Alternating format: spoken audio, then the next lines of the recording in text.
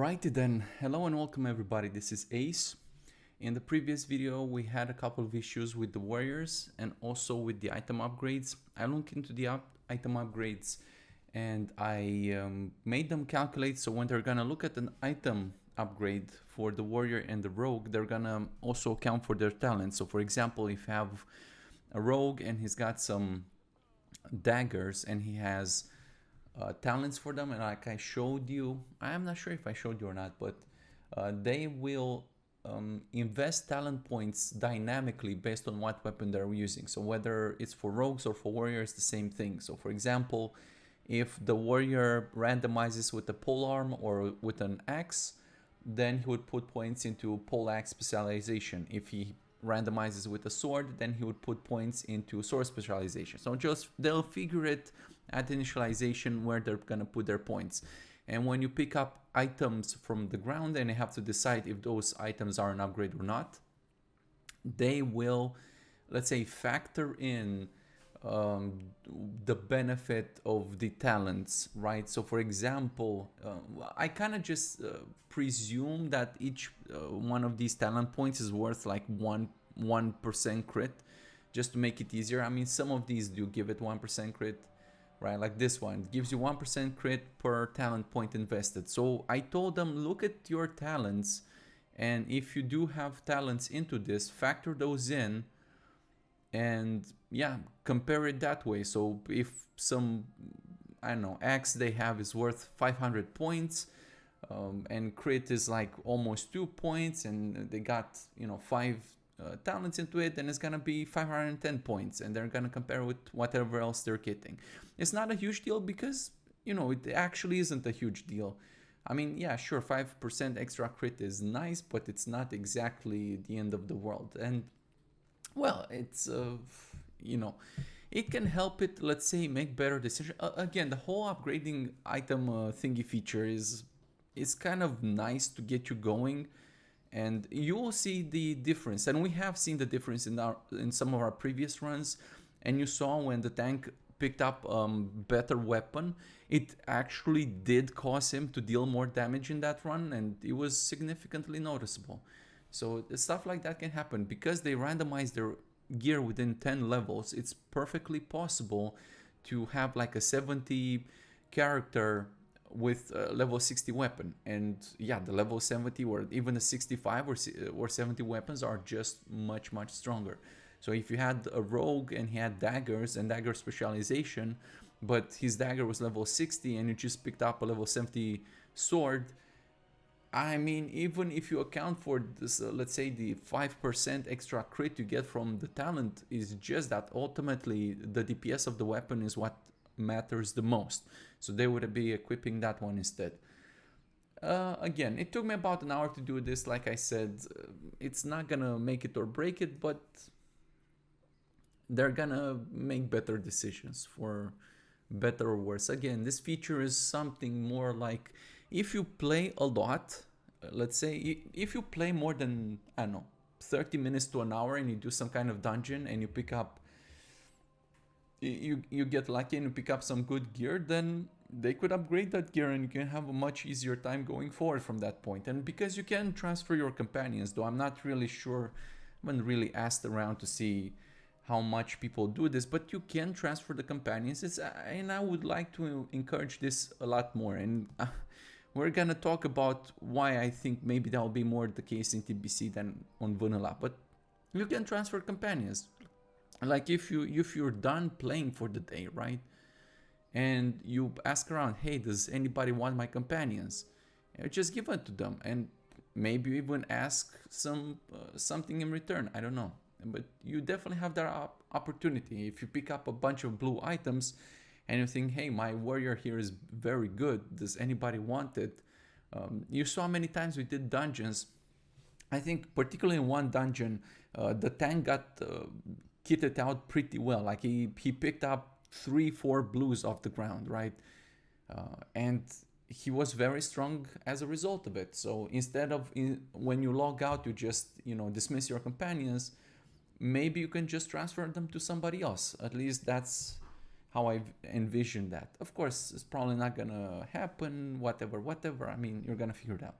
But it exists in the realm of possibilities, and I've considered that, hey, maybe that's a possibility. I also looked at the warrior. Something about, I wasn't particularly happy about the warrior not.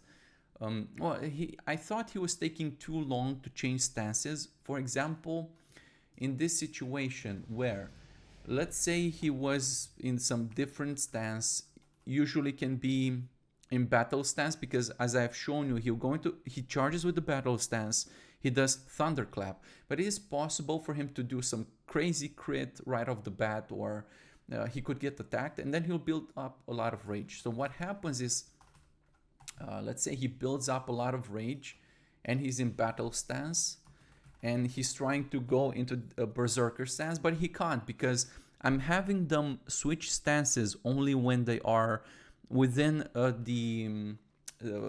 what's it called, tactical mastery bonus, right? So they're not wasting their rage when they're switching over. The change in TBC with this is that they give you 10 rage by default, and if you build into tactical mastery, you get another 15 rage, and they account for all of that, of course. But this is what they're trying to do. So even if they're in battle stance, they're not going to change to any other thing unless they are at or below the rage transfer cap, let's call it. I suppose we can have a discussion about that with what if we are 11 rage, what if they're 12 rage, 13 rage, like is there no other margin of where it's acceptable to lose some rage to switch? You could absolutely have that discussion. Honestly, I don't know.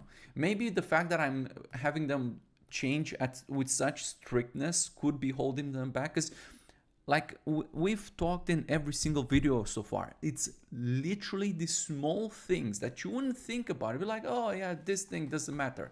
It's these things that really make the difference at the end of the day. That's why you see the hunter doing so much better than anybody else, or things like that. And it's not just this, but I have observed this many times while writing the logic, that when I would take the time to do to write a proper usage of some spell, like their damage would increase ever so slightly, and it just increases slightly here and slightly there and slightly there, and now all of a sudden they're like, you see in many videos, they're almost identical DPS, like they're within 5% of each other, or like almost the same DPS.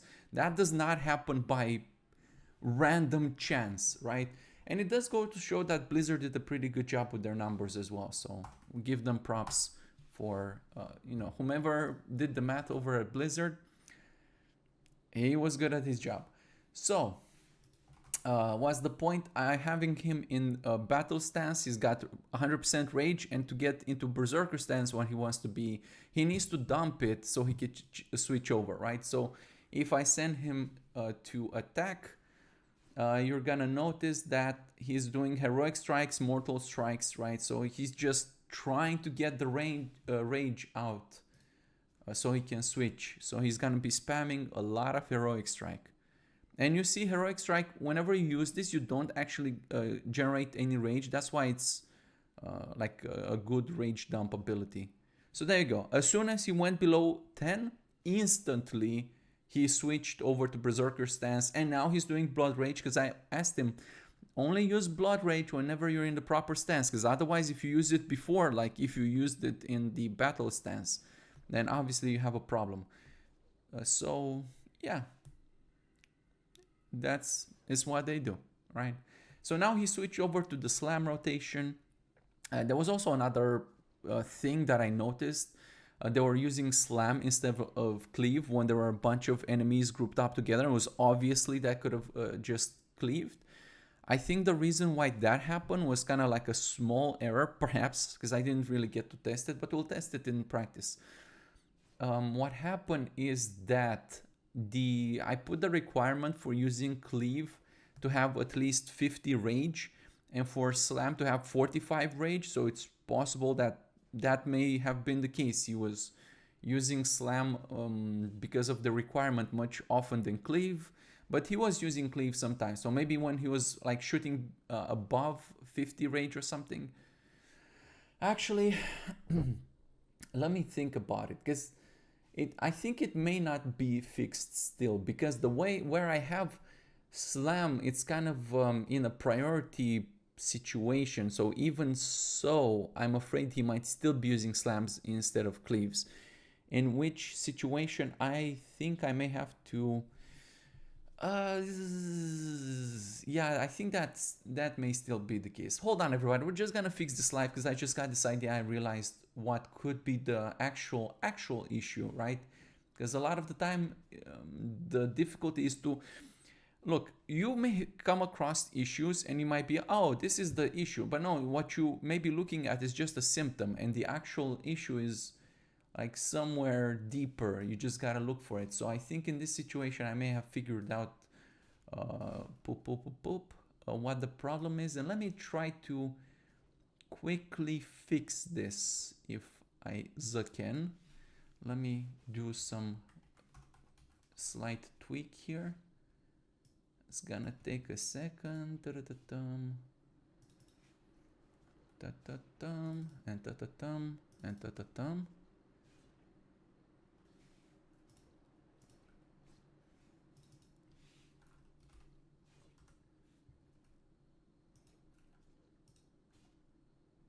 We're gonna see. Okay, hold on. This is it. I think it got a little bit more complicated, so I gotta move this over here. Hold on. Something like that,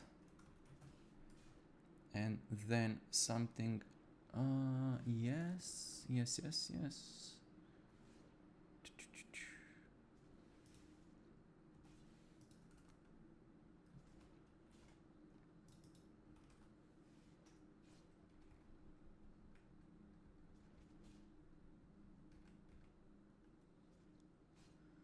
Okay, so I don't need that anymore.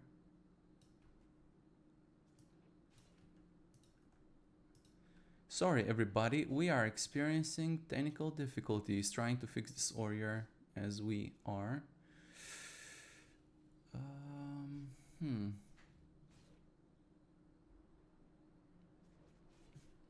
No, we're gonna drop this extra check as well. Alright, I guess we'll find out if this still happens with this change. It shouldn't. In this situation, it shouldn't. I think now it's actually fixed. So what I expect them to do, if they're in a situation where they had to decide between using cleave and slam, they should be using cleave. And I think the reason why I should be using cleave is because cleave actually gives you another attack or something, doesn't it? Or at least that's what I perceive. Sweeping attack that does your weapon damage plus 70 to the target and his nearest ally. So that's why it's so strong, everybody, because you are actually generating an additional attack, right? So that's why cleave is pretty good.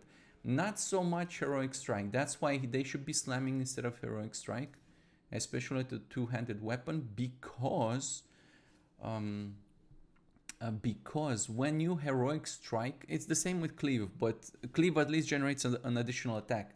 But heroic strike does not make you generate more threat. So when you swing your melee attack, your weapon, you deal damage, and based on that damage you get rage.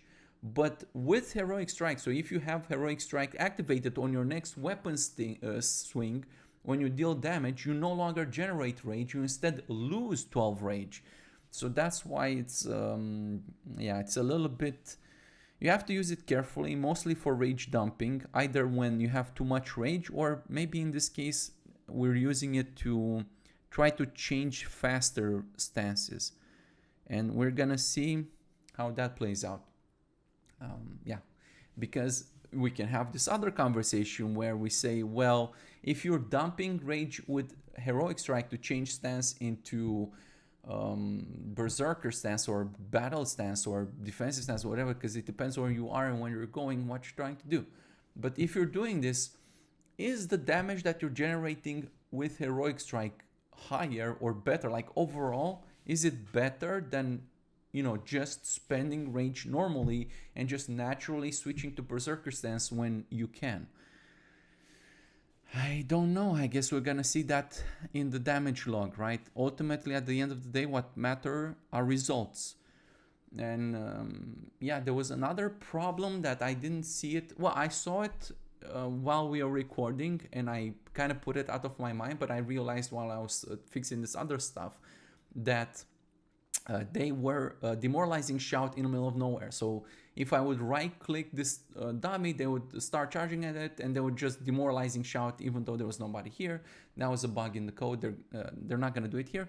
And I also told them not to do it against a single target anymore. Unless that single target is a boss, they're still going to do it against 2 or more enemies. So, and if all the enemies are still grouped up together. So we're going to see, again, I'm just hoping that small tweaks like this just push it like slightly higher, because it doesn't really need to be any necessarily higher. Just do slightly better and slightly more efficient, just to bring him a bit more in line with the other poopy sense. Okay, cool. So we talked about this. However, I have bad news, everybody.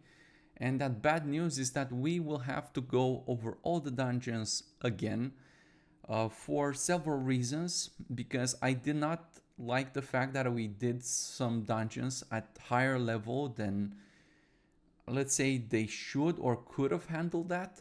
I recently worked on vanilla on a leaderboard, and I kind of went over like what should be the maximum level for said dungeon, and I chose a level that was within 4 levels of the final boss in the dungeon, which means the highest or the worst enemy you're gonna face is gonna be still orange, right? When you look at the enemy, his level is not gonna look red, which is at 5 levels and above. It's gonna look orange. What happens when an enemy's level increases? Your chance to hit that enemy decreases, and it decreases quite significantly the higher level it is, which is why I would say suggestively the game itself marks said levels with red. Red should be, like, generally speaking, in all cultures, like a bad thing, right? You shouldn't pass the red line. You can maybe fight in the orange line. It's not gonna be ideal, but you can do it. I think you also lose, you start to lose the amount of experience you gain when you're fighting red level enemies. So just generally not a good idea, but orange we can do. And the reason why I want to fight with orange and try to push them a little bit higher by harder by doing higher level dungeons is because when you're pushed to your limit, that's when you realize the best what cracks are there in the code and in the logic and what they should be doing better, because they would have more opportunities to CC. You should have to CC more and have to consider a little bit more and use the commands a little bit more when you're not over leveled. So I do regret doing those dungeons like we did Nomer again at 34 or something. We should have done it at 30 because the enemies were just too easy. That's I mean, sure, we can see the rotations and everything, but ultimately I don't care just about the rotation. I care how they're going to behave when it really matters, right? So yeah, with regret, we're going to have to go take it from scratch. So yeah, we're just gonna have to we're just gonna have to start from the beginning with RFC. I know we've done this 3 times already. We're gonna do it 3 times more. I know it's a pain in the ass. Believe me, no one is yeah, I mean, I'm not happy about it, let's say, right? But for the sake of being thorough, for the sake of doing the best job that I possibly can, I insist that we do it again and we do it right and we pay attention to what's happening. And I think one of the videos I did say it would be nice to go back to the earliest level just to see some of the other classes as well. So this gives us that opportunity to do just that. So we're gonna try some other classes than we have done. Let me reset than we've used in the previous videos. What? Oh, reset, not level. Reset spells, just so I lose the spells, and then X init, I don't know, DPS, MDPS, 14. Yeah, gives me a bunch of random stuff. Even, look at that, just what I said, level 4. If you basically find any wrist in this dungeon, is gonna be better than that one. All right, so number 2, why I want to reset all these dungeons and do them all over again is because I want to start looking at how much money are we actually making. So let's reset items. I think we'll just not use items anymore. We did find some bugs with the, I think we found one bug with the dynamite. It wasn't going down the slots properly when using a higher level one, so they should have used an appropriate one. We fixed that one. The other consumables seem to work just fine. We're gonna reset items, so it's gonna be harder. I don't think I can reset money, can I? No. I'm just gonna have to deduce it. Right, so here's what I want. I have a spreadsheet. I'm going to keep track of all the money here. Cool. I have a spreadsheet of money. Emil already went over some of the TBC dungeons, and he looked at how much money you get out of them, and I think he did 3 runs for all of these. He hasn't done the heroic ones, but we're gonna look into it and maybe do them together if we do there, because it's gonna take a lot to get this done. But yeah, I think 3 runs is probably suggestive enough for all intents and purposes. Yeah, just like 1 run would be one too few, because you can get some very expensive sword. Well, if it can skew the results, and that can also happen even if you do 3 times. So you have to do, like, statistically, you have to do this, I don't know, like 10 times at least, or something, or a lot more, until you stop seeing variance. But you know, like doing all of these dungeons in the game 3 times is already quite the challenge that I'm subjecting myself to, because I just believe in doing a good job. And yeah, we're gonna look at the gold. We're gonna look at the gold, like pure money drops that drops from the creatures. And then we're also gonna look, we're gonna keep separate how much money you make from the items. So we're gonna have to go and sell these items in between each run, just to it's important to keep this evidence, because the companions, they will share money with you, right?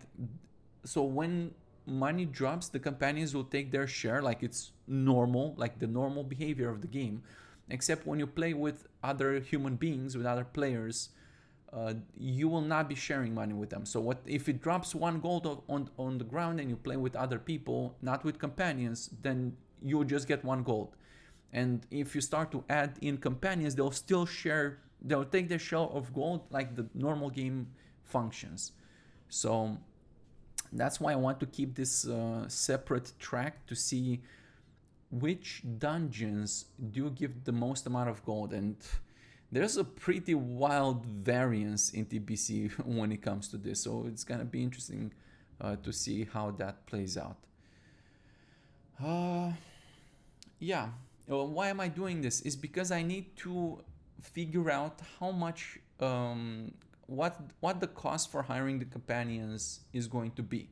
And spoiler alert, in TBC is going to be much higher.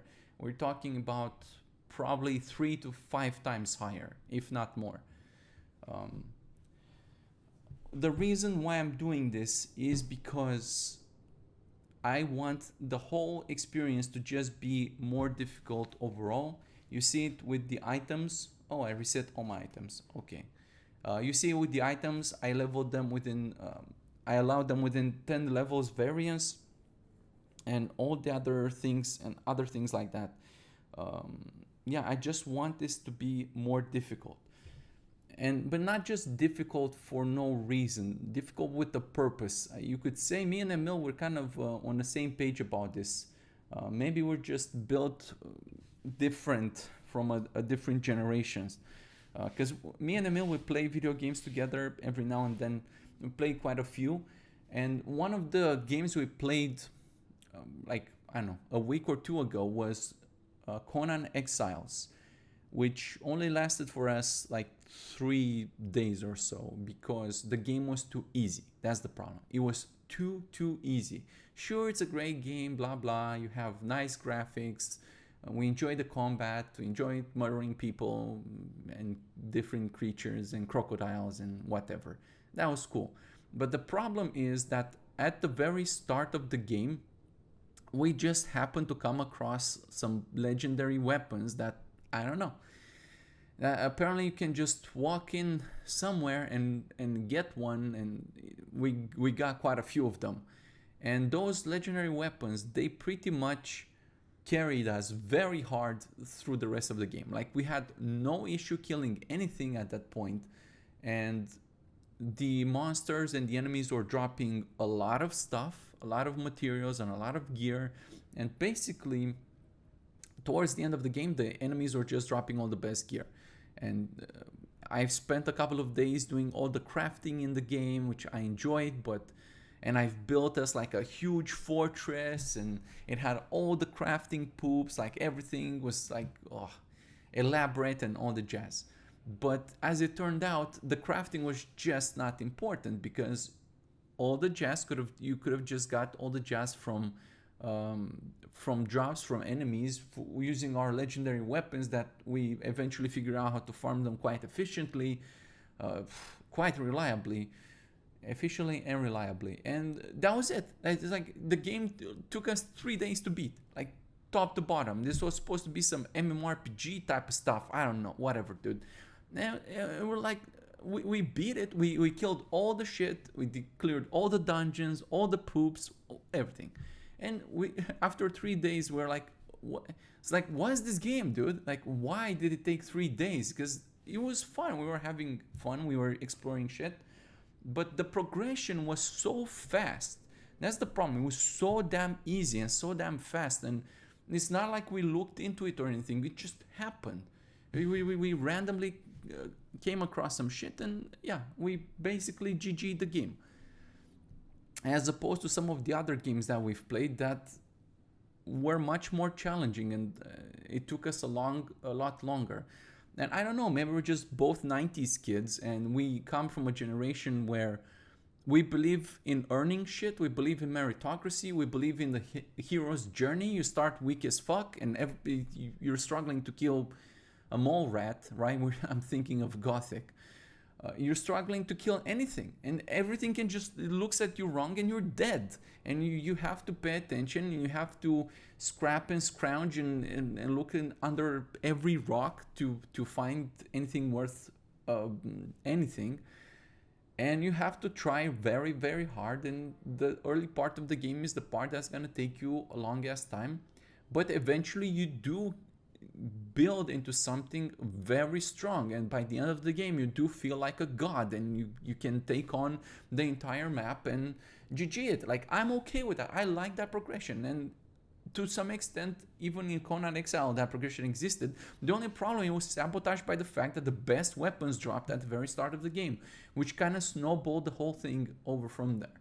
So I don't know, if I think of I've played a lot of games in my life. Like, I haven't really done a lot of shit with my life, but video games, I've probably played more than you. If you're listening to me right now, I play more than you, for sure. So I'm not necessarily proud of that, but it is what it is. And I do have an affinity for them and a deep enjoyment of them. And my favorite games that I find memorable, I think fondly about them, were difficult games. And not necessarily because they were mechanically different in some way, but they just required a lot of effort, right? It didn't just fall into your lap and holy shit, you just got stuff. And because it's the same with Conan Exile. What do we play more? What took us longer to beat? Gothic, which took us weeks, or Conan Exile, which took us 3 days? And one of them was like recent, right? Like Conan Exile is a recent game. The only problem is that the other one understood, like, you know, maybe those are back in the 2000s, the world was spinning slower or something. But nowadays, people just expect instant gratification all the time. And maybe I'm just not part of that generation that expects instant gratification, or like I don't know. People tell me all the time, hey, I don't have time, I'm casual. I'm like, what are you talking about, dude? You're playing on a server with the best AI. Like, you see what these AI are capable of, and you're telling me you don't have time. Give me a break. These are, I find, redundant excuses, because no one's saying that you have to spend 10 trillion hours in a week. You can play this, like the vanilla server has been there for 3 years, and if you've had played, I don't know, half an hour a week for 3 years, you still would have managed to clear the whole entire game. So it's not that. It's just people want shit immediately, and once you get the shit, what do you think happened after we beat Conan Exiles? Do you think me and Emil went back and like, oh yeah, let's do it again, everybody. Let's try this other class. No, because it's stupid. You just got the best weapon at the start of the game, and there's no point in playing anymore. I don't know. Hard games are the games that I remember the most, I'm the most fond of. Easy games are the ones that you put down after a couple of hours or a couple of days and you're done. And I just don't want to create that sort of experience, because neither me and Emil believe in that, and it's my server, and I would sooner fight and build what I believe in and I can stand for than to try to please some people that I don't know, and they're gonna be here for 3 seconds, and they show up every half a year and like, oh, I played 10 minutes and oh my god, what TBC when? Sorry, don't care, build different, come from a generation where we believe in meritocracy, we believe in earning shit, we believe in starting from zero and going to hero. I just believe that things should take a lot of time and effort, and I believe that's exactly to some extent what I've achieved on vanilla, where you start with more or less a normal experience, like a normal vanilla experience, no bonuses, no nothing. And after your first character, when you start to accumulate bonuses to the legacy, when you have legacy companions, when you have some other companions, can higher level companions to boost you through dungeons and all that stuff, and you sort of start to build your legacy, your account, your capabilities the longer you play, right? So after your first level 60s, you start to accumulate all these bonuses, and your second character is going to be easier, and the third one even easier, and so on and so forth. By the 10th one, you have quite a few bonuses and quite a few capabilities. And when I look at the leveling logs, right, to see how fast people level their characters, it's exactly as I say it, right? The first character takes them, I don't know, 3-4 days played. Second character takes them 2 days played or something like that, and eventually they kind of start to normalize at around 1 day played. So you're gonna do it way faster. You start to become capable of getting your XP shirts in. You got your legacy bonuses for XP grow and all that stuff and all that jazz. And when it comes to how much gold you pay for hiring companions, that also goes down, because by the vanilla bonuses, and they're gonna be the same in TBC as well, you can get up to, drumroll, 100% reduction in cost, right?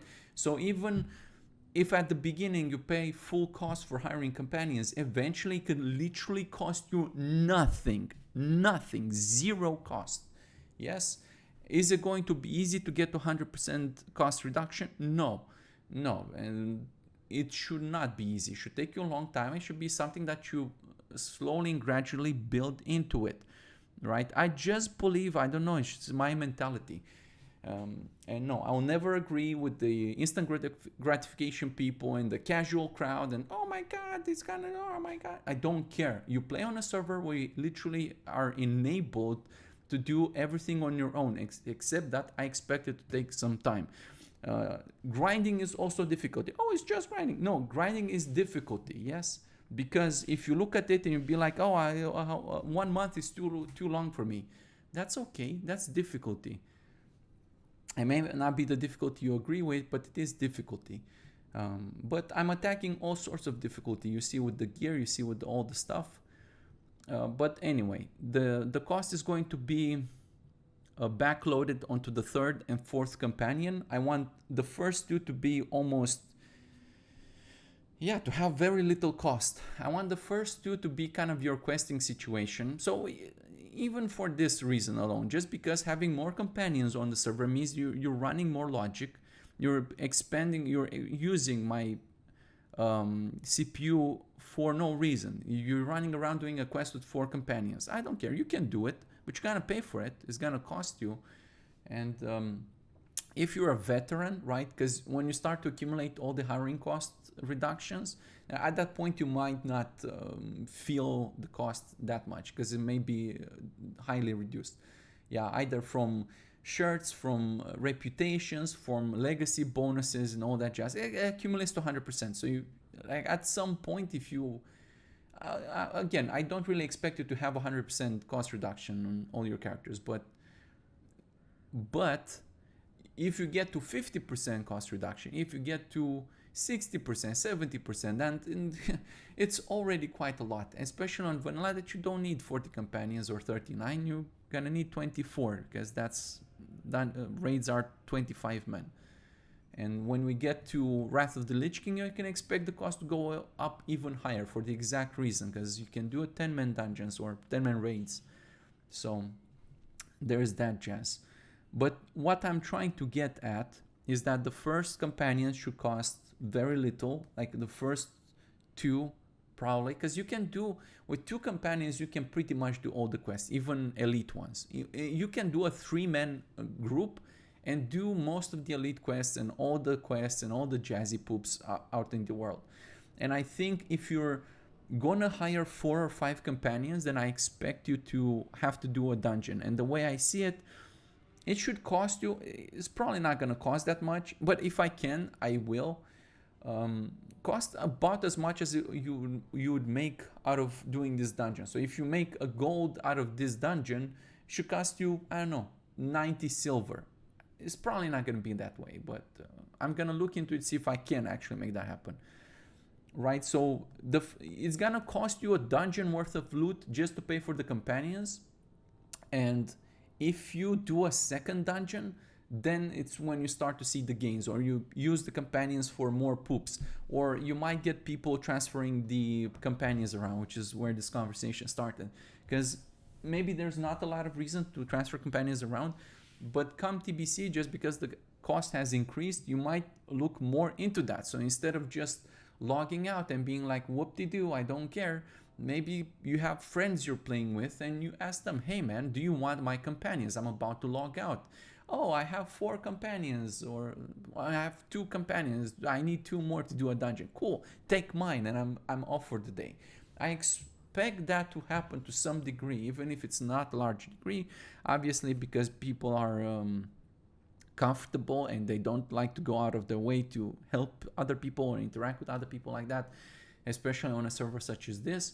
But I know for a fact there's gonna be a couple of people who are more team oriented and guild oriented, and they're gonna try to help each other. And I think I want to present them with the opportunity to interact with each other that way. And to transfer, you need to go to where the other people are, and you're gonna see and interact with other human beings playing this game. And I think that's an important part of what it makes it an MMORPG. I don't want my server to be an island. Yeah, I don't want, either on vanilla or TBC, to never have to play with others. And oh, but you so bots. I don't care. I don't care. Build different. If you don't like it, go play somewhere else. It's just what I believe. I don't care.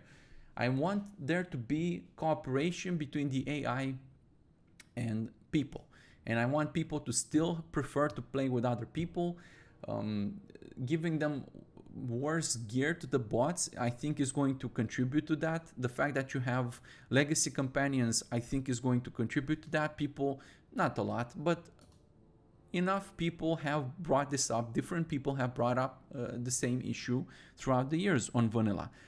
What's the point of playing my character? What's the point in gearing up my character? What's the point in me trying hard if I just have these companions and they carry me all the time? And you can see for yourself that I become very giddy and very happy when I wipe at so close that I realized if you had been part of that fight, you could have turned the tables around.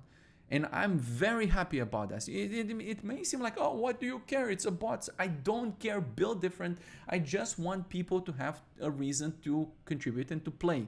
Yes, the companions, they should have the absolute best logic for using their rotations and their abilities that my brain can come up with. Is it perfect? No, but it's the best that I can do, and the best that I can do objectively, as you see from these videos, can actually get them to solo these dungeons, right? But from let's say the base of the companions, right? So from what they are basically like generally on a broad scheme capable of doing, and where you come in, I still want there to be a margin. So you still have to either use consumables, and you've seen in the previous videos that we use consumables and they do make a difference. You've seen that I use commands and they do make a difference. We use CC marks, we use focus marks, we use pullback and all that jazz, and it does make a difference. So ultimately what I'm getting as you can make a difference. On a bot server, I try to give them so little that's still enough to still allow you to make a difference, but it's so little that it can actually still get the job done. I don't know, it's kind of a very weird middle of the road, let's say. I won't even say weird, but it's kind of hard to get to the correct middle of the road where that happens, where they're strong enough, capable enough, but still not overpowered, and you're still an important part of this equation. So if I backload the cost of the companions, if I triple or quintuple the cost, which I will, then the fourth companion becomes like a luxury hire. And at that point you have to ask yourself, why do you think I'm doing these dungeons as a foreman? Why do you think I'm doing this? You think it's random? Do you think I have considered that at some point you might be like, hey, maybe I shouldn't hire the fourth companion. I should just do 3 companions plus myself, and that'll be just enough to beat this. And then you save up on the cost. I know a lot of people will not have the intuition to do this, let's say. And they'll come and they'll complain to me, oh, my God, I don't have money. I have 10 seconds to play. I have 10 wives and 20 kids and 20 dogs, and oh my god, such a casual. I don't care. I'm built different, and I'm just gonna build the sort of server that I believe in. I believe in having you use your brain to figure out the most optimal way to do this. You can use Legacy Companion, which is not gonna cost anything. The Legacy Companion is nothing more than an objective for you down the road. Like, I'm trying to build long-term objectives for this server. Yeah, a lot of people come to me and say, Ace, I thought on a server with bots like the other servers out there, you're gonna be finished in 3 days. You pay $10 to get to max level, and then you pay $5 to get the best gear, and yeah, you just go run Molten Core once and you're done basically. And I've been here for 6 months, man, and I've been having a blast, and thanks for, actually having me do shit. Like, yeah, exactly. And the Legacy Companions is just another piece of that puzzle where you have something to look forward to. You're building your own character the way you see fit. You're gearing it up. You're doing your own talents and whatever. And that companion is not going to cost you anything, and you can just have that companion. And if you have 10 characters on the account, you can have 9 Legacy Companions, which cost you nothing. Then you have a reason to gear them up, to put some thought into it, to plan ahead, to look forward to that. And you're not going to pay the hiring cost for them, right? So you can have a full team of just Legacy Companions, right? Because it's going to be 1 Legacy Companion per character. So if you have 4 other characters, then yeah, you literally don't pay anything. It's just exactly what I'm trying to get at. You have like these objectives, like reducing the hiring cost is one of these objectives, and you can do it in multiple ways, either by accumulating all these bonuses, or for example, hiring random, right? When you go to the NPC, hiring NPC, you have the option to either hire a specific, exactly what you want, or you can hire a companion at random. So you go and say, give me a DPS, and it's gonna give you a hunter. And a lot of people is gonna be like, oh, hunters suck, I don't want hunters, blah blah blah. Listen, this is why I'm doing hunter in every single video, right? Because I just don't care. Once I see it with my own eyes, when I look at it objectively and I see, look, this is what the hunters do. Oh yeah, they can walk back and pull some other pack of mobs, but you know why they're doing this? Because it's your fault. It's your fault because you fought every single pack of mobs by right-clicking it, and you went neck and neck with the next pack of mobs, and every single twitch of movement that somebody might do, either it's the other pack of mob who's patrolling into your group that's fighting the previous pack of mobs, or it's your hunter going backwards and pulling some other pack. It's your fault. It's like when you're the leader, no, it's my employee who fucked. No, you're the leader, you fucked up. You're the president, you fucked up. It's your fault, yeah? So you're the leader of this party. You have full control over these companions. They don't have autonomy. They do whatever you tell them to do. No, sometimes they do things that you might disagree with, but that's just life. Life is tough. Wear a helmet, right? But you have the opportunity and the possibility to pull back, to fight like 20, 30 yards behind a little bit. So even if the hunter is going sideways, oh, I don't like fears, the fears and blah, blah, blah. The fears, we have seen it objectively. Think I don't care about anything except there's such a thing as objective reality. Now I could observe it with my own two eyes. We have seen it in the previous situations. They look for opportunities to fear enemies who are attacking said party members who are below 50% HP, and it does make a difference. You're just for 10 seconds or 15 seconds or however long that fear lasts, you are removing someone from the equation. And if it's a large pack of mobs and the tank is having a hard time controlling them, then the fear will objectively help you.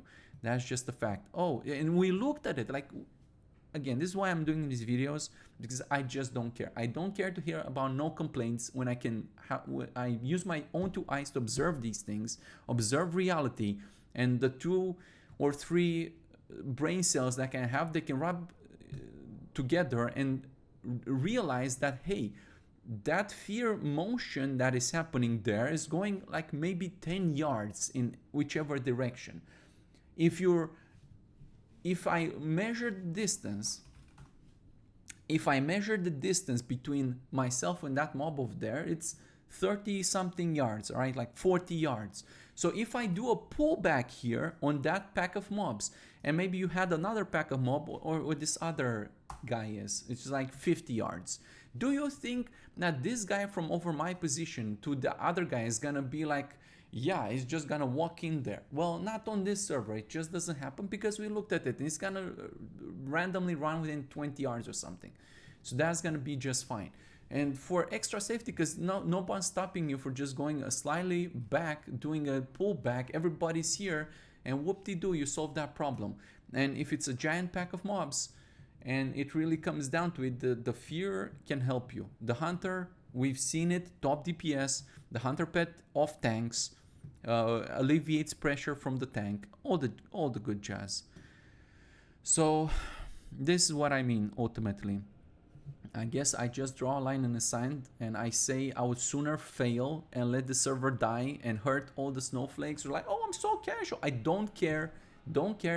You have this server with AI that literally can do anything, and you're telling me how casual you are, and you're offended by not trying to figure out how to beat the game, basically, which I find with all the games that I play to be the most fun part, is figuring out how to beat the game, right? What's the most efficient way to do something? Can I optimize what I'm doing?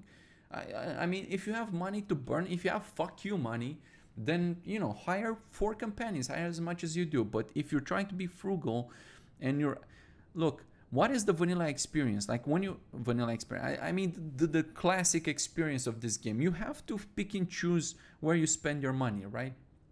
You have to pick and choose and decide if you're gonna spend it on learning all the spells. Probably not. If you read any guides, any leveling guides that are worth their salt, they'll tell you don't learn all the spells. And that's not possible on this server where you just get all the loot all the time, right? If the companions cost nothing and you just get all the loot, then eventually you're gonna have so much money that you're just swimming in it, and you're never gonna have to make those decisions, like figuring out if you can learn all your abilities or you cannot. You're never gonna be in a position where you may have to grind for your mount, which is a normal experience. Again, if you optimize and if you're smart, you're gonna have it as soon as you want. But if you're just spending your money, it's like you're doing some quests in Elwyn Forest and you have 4 companions. Look, that's your prerogative if you want to go down that route, but it's going to cost you. It's gonna hit you at the pocket. And when you come in, you complain to me, but Ace, oh my God, I'm a casual. I don't care. I just don't care, because you already have the option to hire 1 or 2, which is gonna cost very little. And if you went to the 3rd or the 4th one, I kind of expect you to do something with them, right? And again, if it's 1 dungeon worth of loot or money, that is fine, because the second one, the second run you do, or any more time you spend with them, then you keep adding value to it, right? On top of that. And there's like one reason, but another more objective, very important reason is inflation. You might think, oh, it's like, what does it matter if we're just getting 10 trillion gold out of every run and have like gazillion gold? You know that for the 3 years, because I look at how much money people have on vanilla, you know, the most amount of money people had, like for the longest time, I haven't checked recently in a couple of months, but for the longest time, they had somewhere between 100 and 1,000 gold. It was kind of rare for people to have 1,000 gold. So that's how much gold people had, about 1,000 gold. What do you think if after 3 years, the most veterans, because you don't play for 3 years straight, you take breaks, whatever, right? But a lot of the people had about as much as 1,000 gold. What do you think is better for new people joining in? For the veterans to have a little gold, or for them to have a lot of gold? Like, take a second. What do you think is more beneficial? It's like, oh, it's like new people are struggling. Really? You think if I put all these requirements in, it's the new people who are struggling? Go play Star Wars The Old Republic. Go see what prices are there. Go do like minimum research. Just Google it, SOTOR hyperinflation, and see the result of that. You see what's better in an MMORPG. If you start the game, how old is SOTOR? Like a decade or more, right? One of my favorite MMORPGs, which have a legacy system that I've been inspired by. What do you think is better for new people when they come into an economy on a server like, the vanilla server is already 3 years old, and we've no intention of stopping, so it's gonna be many more years old in the future. Hopefully it's gonna be here and keep kicking ass. But if you come in 5 years on a 5 years old vanilla server, what do you think is better for you? You say you want to buy a bag from somebody else. What do you think the pricing on that bag should be? Should it be, I don't know, 500 gold, 1,000 gold, or 10,000 gold? It's like, oh, it's 10,000 gold. How am I gonna get that? Well, yeah, because all the other people, if I don't put gold sinks, all the other casuals before you are like complaining that, oh my God, I played 3 seconds. Yeah, imagine there are other people on the server who are not playing 3 seconds millennia, right? They're playing, I don't know, an hour a day. And if you play an hour a day for many years, then you're gonna accumulate a lot of stuff. Yeah, so eventually it builds inflation. So I cannot balance this around casuals who are actually not playing the game. Oh, Ace, I have 3 seconds to play. I don't know if I'm gonna have time to play. Okay, good for you, don't care. But all these other guys are playing 20 hours a day, dude, and they're generating a lot of resources and a lot of gold. And when maybe this year you have 3 seconds to play, but next year when it's your 3 seconds to play, you're gonna realize that you wanna buy something from these people. It's gonna cost you 10,000 gold. They're gonna be, hey, so I only have 3 seconds to play. How am I gonna get 10,000 gold? I don't know. You figure that part out. It's always these short-sighted arguments. People don't look at what's past their nose, and they come and they argue with me. Because, oh, it's like I'm a casual. Yeah, well, casually enjoy the game for what it is, and let me worry about this. And if you feel like you can't hire 4 companions, hire 3.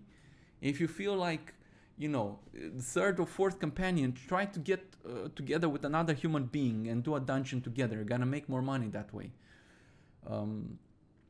Get some of these cost reduction. Hire randomly. By the way, you know you're getting a 25% discount for hiring if you hire like a random. Right, I talked about this earlier. If you, instead of saying, hey, I want a warrior DPS, you're just saying, I want the DPS, and you're just gonna get the DPS, right? Whichever one. You get the hunter, you get the whatever, you get the boomkin, whichever you like the least.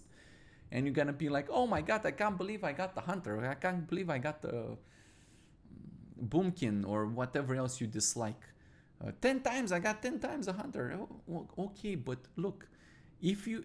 Let's just do this run with just Hunter DPS. Do you think I can complete this run with just Hunter DPS? This is what I'm talking about. This is an opportunity for people who learn how to control the companions. They know how to play the game. They know how to play their own class. And they don't care what sort of DPS they hire. So they just go at the hiring guy and they don't say, oh, just give me a warrior DPS because he's always #1, blah, blah. No, just give me whatever, dude. Because whatever you're gonna give me, I know how to handle it, and it's just gonna cost me 25% less right off the bat. So if you keep doing that for long enough, then all that gold is going to start to accumulate, right? So moral of the story is I'm trying to build as many tools for you to solve the issues that exist, right? High hiring cost is an issue that I expect you to figure out and to overcome and to use whatever strengths you have, right? Either you have more knowledge and you hire random and you don't care because you know how to control everything.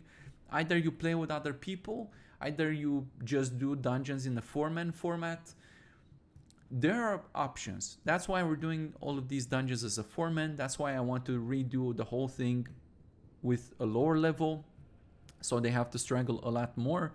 That's why I built this consumable system where you saw so many times I'm throwing a bomb and they start throwing bombs and they're fighting like 10 mobs and stuff like that, and out of a sudden it's like, oh my god, look how easy it was the whole entire time because I threw a bomb. What's a bomb?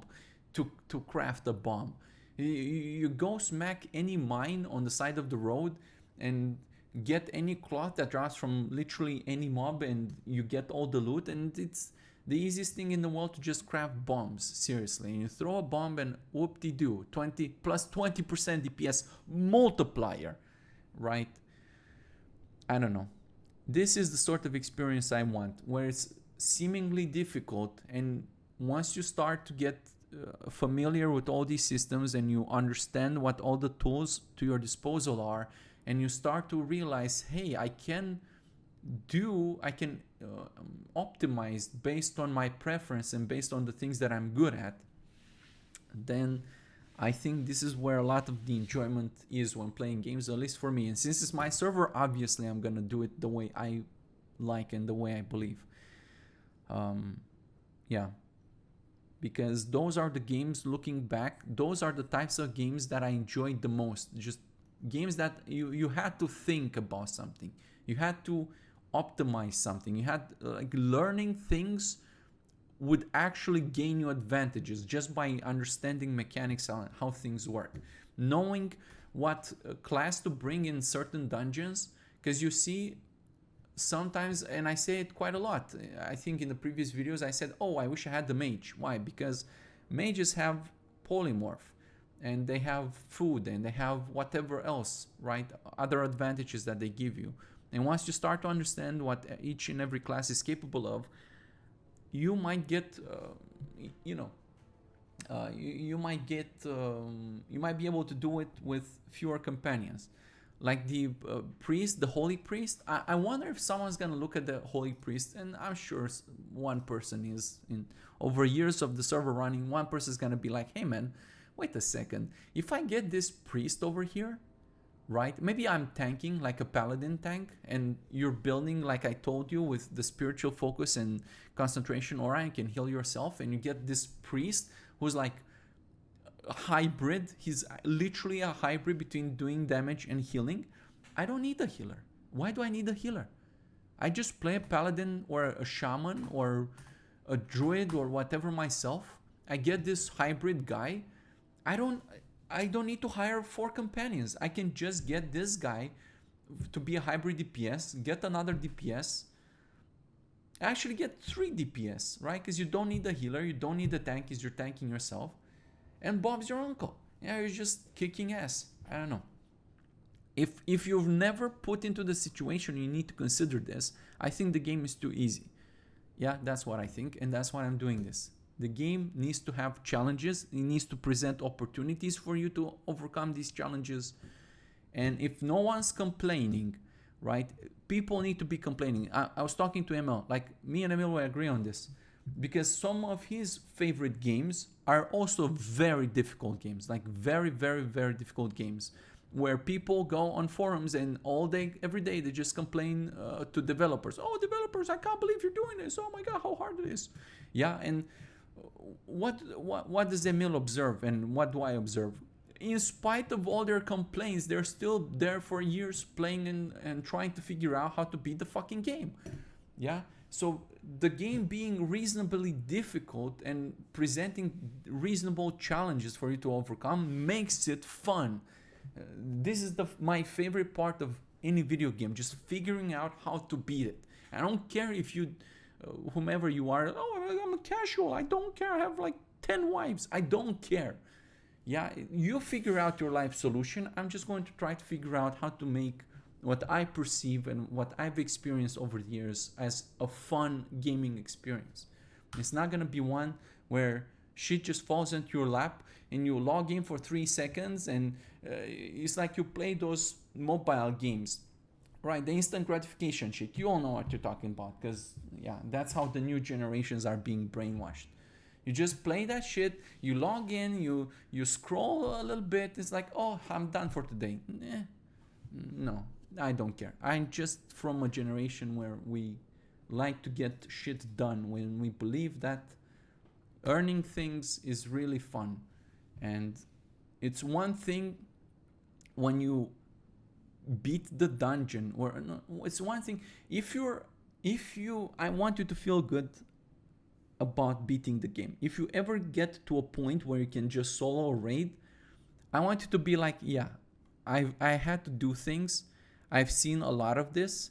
I've interacted with this game to large extents, and I've experienced this game fully. I had to learn what the classes do. I had to learn how to optimize these. I had to level a bunch of characters. I had to look into raid strategies. I had to figure out how to control the companions. I had to figure out how to reduce my gold cost and do it more efficiently. I had to figure out how to make money and all that jazz. You had to figure out a lot of stuff, as opposed to just showing up and getting 40 companions for free, and they're all geared in tier 3, and you just walk in there and the bosses have no logic and they're just standing there like target dummies. And if I just describe something that you might enjoy, there are options for you. My server is not going to be that. Cool. Rant is over, but this is what I believe in, and this is exactly what I'm doing. And no amount of complaining to me is going to change my mind. I told you, I would sooner fail and no one plays this server, but I believe in what I'm doing.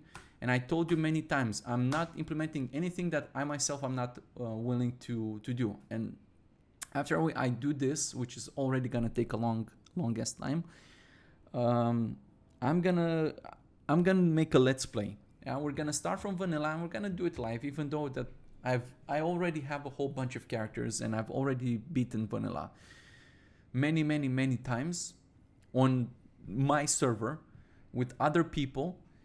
we're gonna do a playthrough of it all, and we're gonna see the whole journey from vanilla to TBC and all that jazz. I told you many times, nothing that I do are things that I myself am not willing to do.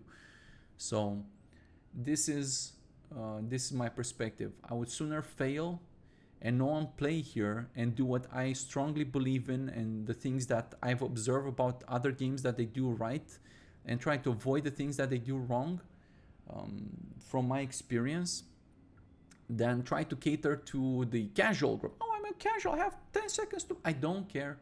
Okay, figure it out on your own. And if I make mistakes along the way, I'm always critical of my work and myself, and I'm looking back at it, and we're going to make adjustments. We're gonna tweak it until it feels right. I would rather do that than be scared of offend. I don't care if I offend you, okay? Don't care, sorry. I don't know. Me and Emil were just from different generations. Well, we're from the same generation, but compared to today's generation, when everybody just expects instant gratification, I don't follow that. I don't share it. I don't care. Cool. So we're gonna... I want to look at the warrior because of the changes. Let's try a shaman tank. We're gonna look at the shamans. We were testing the shamans, right? Last time. We're gonna keep with the shamans. I want to see how a shaman tank... We did warrior tank, we did paladin tank for this. Let's do a shaman tank just to see how they handle it at low levels. What else should I do? Well, I mean, look, so when you're talking about the shaman, like I've explained in the previous videos, the problem is their armor is not up there because they're using leather, and they don't particularly have a lot of tools, or as many tools as the warrior would or the paladin would for holding aggro and stuff like that. So what the shamans really like is for someone to boost their survivability, right? That's the sort of thing. So we got a priest healer. Let's do a paladin melee DPS. When's the last time we did that one? Because he's gonna do some... what's he gonna give him? AP? Yeah. Well, maybe it wasn't... yeah, I was looking for more of a defensive buffing, but whatever. Later on, they're gonna get a Blessing of Kings and it's gonna be fine. So we're also going to use a warrior because he's going to demoralize the shout and thunderclap, which is going to reduce some of the damage. When you're using a shaman tank, you kind of have to build around the shaman tank just because he's squishy. So you have to plan around that one. I can't particularly tell you why would you pick a shaman tank instead of I don't know, something like a bear, and we'll see the bear later on as well, or just, you know, a paladin tank or warrior tank. But I don't know. Like, I just believe in creating options, right? I believe in... Maybe you like it from the RP reasons. You did see the damage is like... The damage is there. But, yeah. We're gonna do this dungeon 3 times. I'm gonna note down the goals, so I have to loot everything, because we're gonna figure that out. I want to make a difference between... We're gonna sell the items at the end.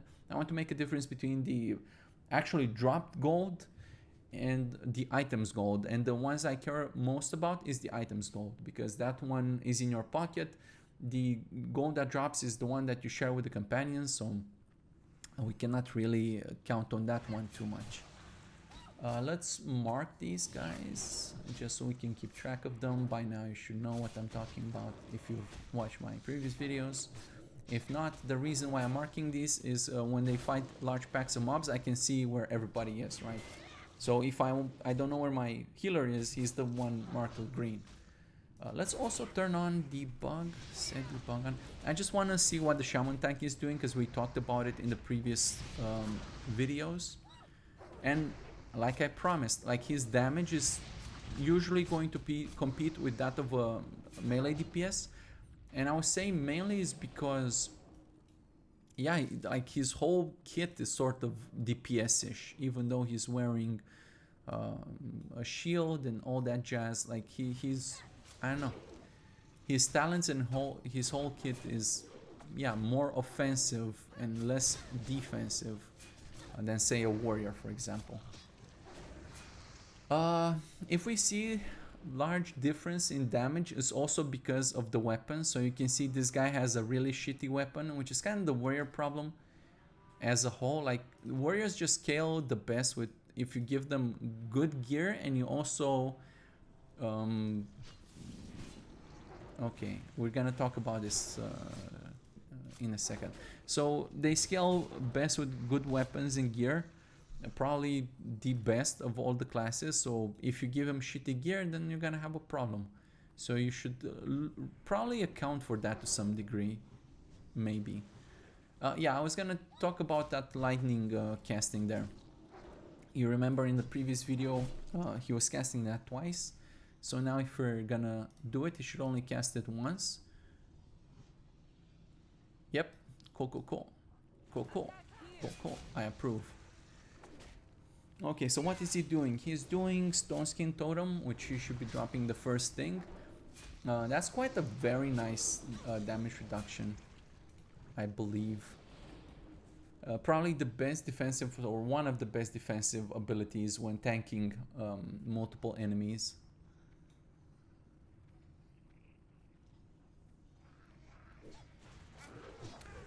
Searing Totem. Searing Totem, for all intents and purposes, you might as well just consider it like a dot. The cool part, it's actually better than a dot if you think about something like Shadow War Pain. The reason why it's better is because... Wow, these guys are already getting upgrades, so their gear must be terrible. But look, this is the cool part about it, right? Because they replaced a white piece of gear with another white piece of gear. And call me crazy, this is why I'm doing this. This is one of the, well, there's many reasons, right? Because it's not just the one thing or another. But actually, white gear is very good. I know, it seems crazy. Like, what do you mean white gear is good? Yeah, because you can mathematically calculate how much value you gain from stats. And you can, if you look at the sword, what's the most important aspect of a weapon? Like for a warrior, a sword. What's the most important? Do you care if it gives you +1 strength? Maybe, marginally. But mostly what you care about is the damage per second. So you can have a green weapon equipped, but if it's low enough level, then some other white weapon, if it's high level, can actually deal more damage. And ultimately that's what matters, because we can assert that, you know, 1 strength is 2 AP and 14 AP is 1 DPS. It's in the core formula. So you can just yeah, you can reverse engineer like that and figure out kind of what the worth of the stats are, I don't know English. But yeah, usually from my experience, a white weapon, if it's like 4 or 5 levels higher than a green weapon, it would actually be better. So I like this very much, which means you could potentially say go to a vendor. You don't even need to do it for this particular reason, right? You go to a vendor and you buy some white weapon because maybe your weapon is low level. You hire your companions, you go and buy a weapon because you'll be like, yeah, my weapon is kind of outdated, and they would upgrade their weapon at the same time. That's pretty cool. It's pretty damn cool.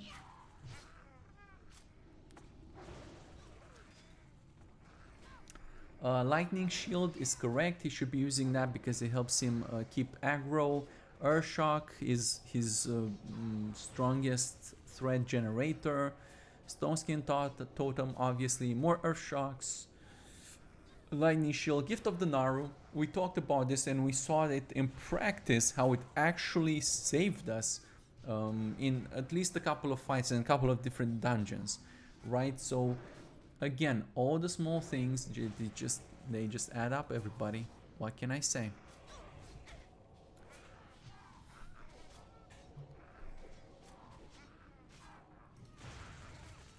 Okay, so we can stop looking at the shaman because we know what he's gonna do. I don't think anything can surprise us. He doesn't have that many abilities. Let's look at the warrior because I see his damage is pretty low, and again, could be the weapon. I'm kind of surprised that the priest is doing so much.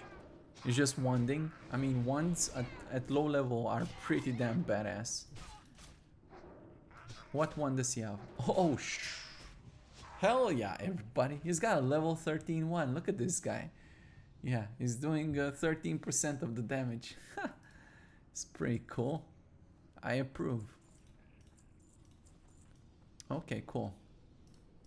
Let's do a Z pull back here. One of the cool parts about, unlike the Paladin who doesn't have range attacks, but this guy does, right? So it doesn't care.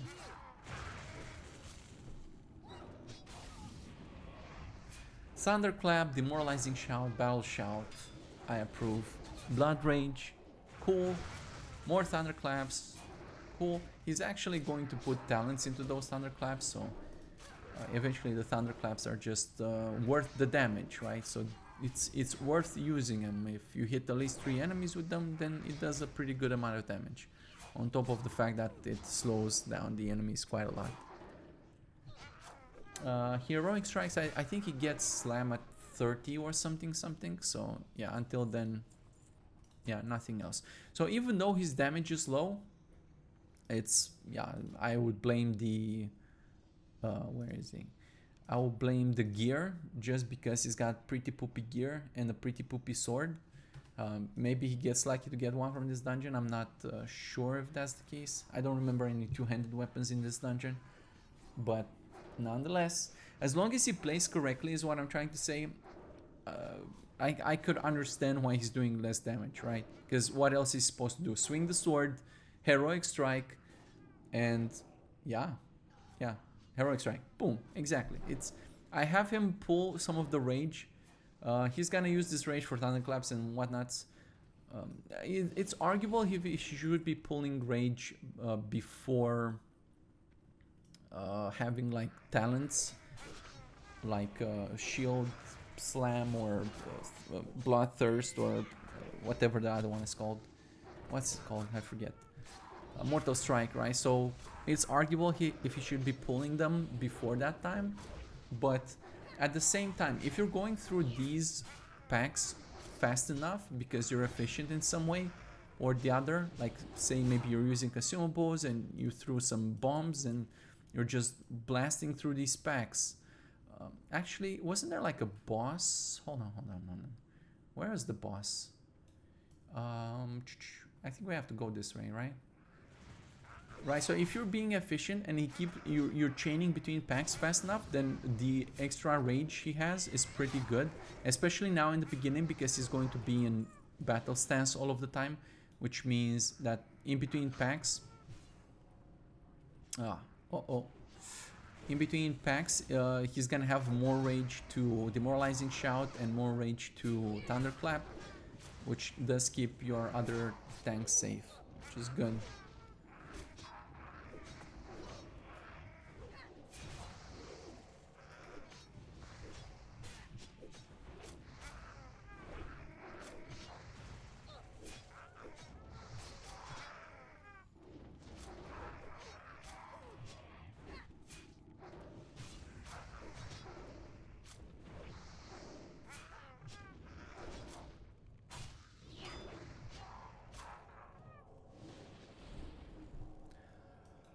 Cool. I just hope I don't forget to loot these guys because when I'm normally running like dev runs, I don't focus on this aspect, so it may be possible that I forget about it, but hopefully I don't, because it's important to see how much money we're making. I'm just going to vendor this. I don't even care. You're gonna have the marketer. Again, I'm doing things in a way that I know it seems like, oh, you want to increase the cost and everything. No, but I'm actually doing this with player advantage in mind. So I'm not gonna look at them and be like, oh, you could sell this for an additional, you could double the vendor price by selling it to the marketer and stuff like that. I'm just gonna vendor it. So whatever money I'm getting out of it, you're gonna get more. That's the point, right? I'm allowing you to be smart, basically what I'm doing. If let's say I vendor this and turns out to be 90 silver total and I ask for 80 silver, just know that if you had the knowledge to go and sell them to the marketer for double price, then you'd be doubling the money you got, right? So just by doing a single dungeon, even though I'm asking, let's say, hypothetically, because I don't know yet, we're gonna decide that at the very end when we see the poopy sins. But I lost my train of thought. But even though I'm, let's say hypothetically, would be asking for as much money as you make in this dungeon, even though I probably won't, but we'll see. Just by vendoring that to, or selling this on the auction house to the marketer, you'd be doubling your money. So already, by knowing a little bit on how the server works and things like that, will take you a long way. And even if you, I don't know for sure, but I know a lot of people do it. They even use these linen cloths to turn them into bandages and then sell the bandages instead. So actually, because when I played myself on my vanilla accounts, I looked at how much money can I turn these materials into in terms of products, and in some situations I would be getting more by crafting this into something. You just use a simple calculator and look how much it costs you to craft something, how much money you get out of it, and how much you can sell it at the auction house. And also you're gonna try to do these optimizations anyway when you have to level your profession. So I took that into account. So I like this aspect, right? Because when I played, I did these optimizations all the time, just because I was being very frugal with the money and stuff like that. And this is what I'm trying to get at. If you're just starting on the server, I wanted to, like, every single piece of copper should matter to you. That's just, I just think that's part of the game. If you play on a not bot server, you would just do the same if you try to be efficient, right? And many times when I play on other servers and I did professions, and I used the auction house to sell things, I would make a lot of money. Like before reaching level 40, I would just have money to get the mount at level 40 right away, just because I would be efficient and optimizing with the profession and things like that. And I want that sort of thing. At least on your first character, you should really have to think about, how am I going to spend my money? Is it worth bringing another companion, or can we do it with fewer companions and just save a little bit of money? And again, the cost will be backloaded on the fourth and the third companion. Those will cost the most, and yeah, the first two are gonna be like a pittance. And we'll see. We'll see if it works the way I have it in my head. I think it should, though. So, okay. Oh, look at that, everybody. He upgraded his shield with the gray shield, everyone. You might be like, what the fuck's a gray shield, dude? Listen, a gray shield, it's very good, objectively speaking. You can see it. It doesn't matter that it's gray. You think it's vendor trash. This guy doesn't. He'd be like, yo, vendor trash? Bro, please give it here. Look at this, everybody. What did I tell you? He replaced that shitty level 6 sword with what? With the super juicy one, right? Like, just damage-wise, like 50% better. Almost 40. I did it by, like, yeah, I just eyeballed it. But yeah, it's 43%, he says, right? I like this sort of stuff. I just do. I just do. It's, I don't know. I think I'm on the right track. I feel good about this. I feel confident about this. And again, it's my server, so I decide what feels good or not. You're just gonna have to figure out on your side if it agrees with you or not. But I stand by this. Me gusta. I like it. I like the upgrades. I like having to figure out all these optimization things to look ahead a little bit. Figure out if it's worth money for paying for another companion or not. Maybe don't learn all the spells. Try to save up for that 40 mount. Use the marketer to sell your items instead of the vendor to make more money. Try to be efficient with this. Absolutely, you absolutely can. Isn't like at this point, it doesn't even matter what I'm asking for these companions. Just because you have the ability to run these dungeons in this way, you're just gonna get so much money out of this.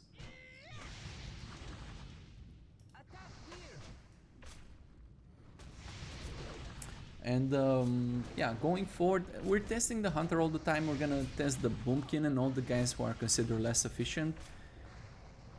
But you'll see that, like I've said in my previous videos, when we look at this, like even though it seems like someone's doing less damage, you think about the warrior tank and you might be like, oh, shaman tank, so obvious. Like the shaman tank is literally doing more damage than my other DPS guys, right? But here's what you don't see. It's the things that you don't see that for the untrained eye may seem like a bad thing, but in reality they're good in ways that are not obvious. Like for example, the warrior tank is almost always going to be the lowest DPS tank out of all of these guys. But what is the warrior tank doing if you think about it? What are his abilities? Well, the most important one is that he sunders armor, and sundering armor is literally a damage multiplier. So any physical damage guy in your group, whether it's a warrior, a rogue, even a hunter, right, because he's doing physical damage, his damage is just multiplicatively higher because of that sunder armor. It's without a doubt one of the strongest abilities in the game to sunder armor. So I don't know, and you cannot account for that damage. You cannot account for it. It's not obvious in the ways it contributes. It's just not obvious, but it's there, and it's holy shit. Wow, this priest just got a badonkadonk of upgrade. So he went from a piece of gear that had no stats on it to one that gave him 3 int and 3 stamina. Right? It's just, imagine that you're running a dungeon and your companions are getting all these gear upgrades. What do you think your second dungeon would be like if you were to run this again? And we will. What do you think it will be like? It will be easier or harder? What do you think? Right? I like this. I really, really do.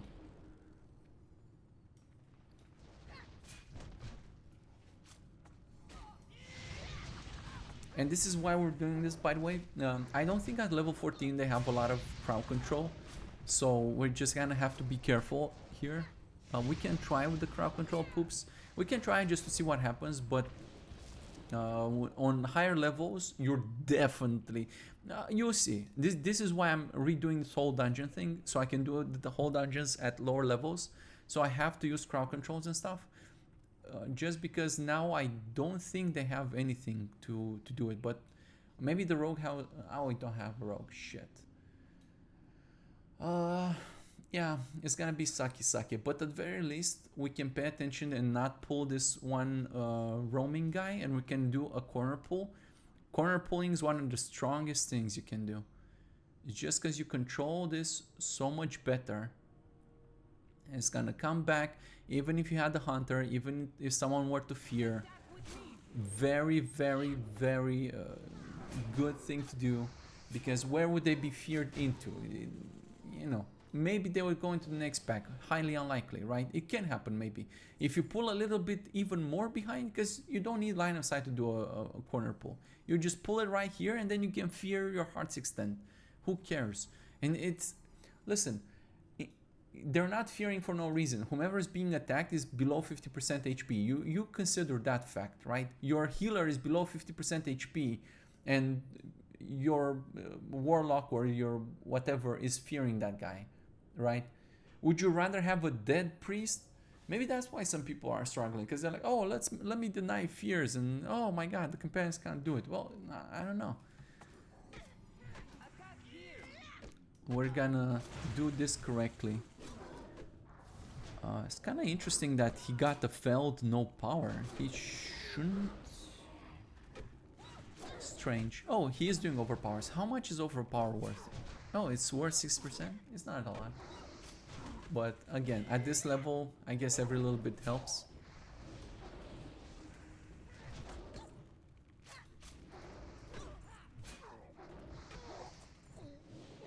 Boom, more upgrades. Wait, he replaces offhand Palnier with... Oh, okay. I thought it's an actual staff. Nice. That's very nice. Hold on a second. Very nice. Wow. Cool. I like it. Let's try to get these guys before that one roamer comes around.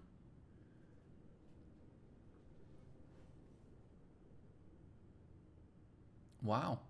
I didn't expect the other ones not to react. In vanilla they definitely would have. But there you go. Corner pulls, everybody. Let's just get all of these guys together. They can probably handle it.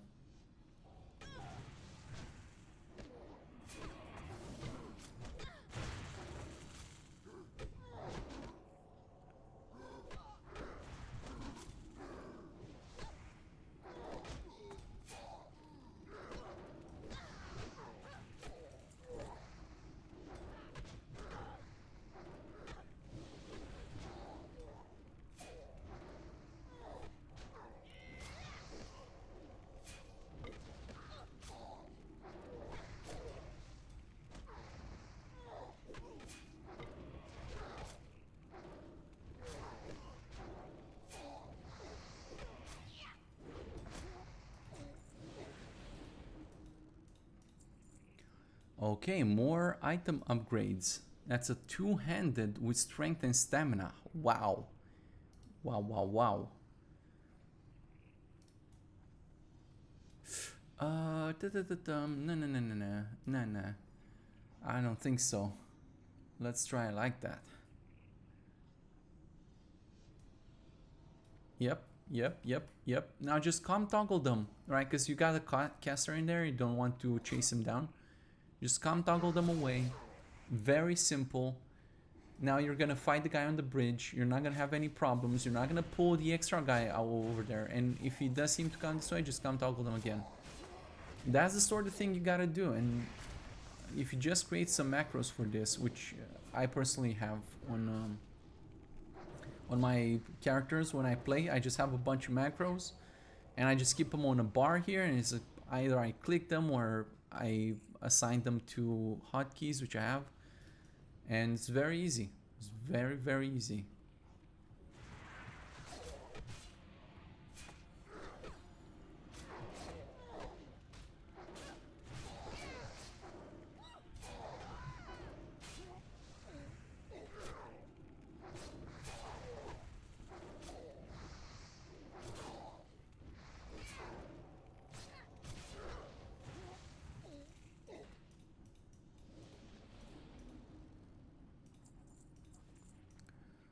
Wow. I'm telling you, everybody, this warrior, like, he had such shitty gear that basically, I told you, anything who drops in this dungeon is gonna be an upgrade for him. Yeah, that's very cool. We're gonna reset. We're gonna do the dungeon again with the same companions. We're gonna do this 3 times, and we're gonna see if his damage relatively increases just because he got better gear. And then you message someone, hey, I'm logging out.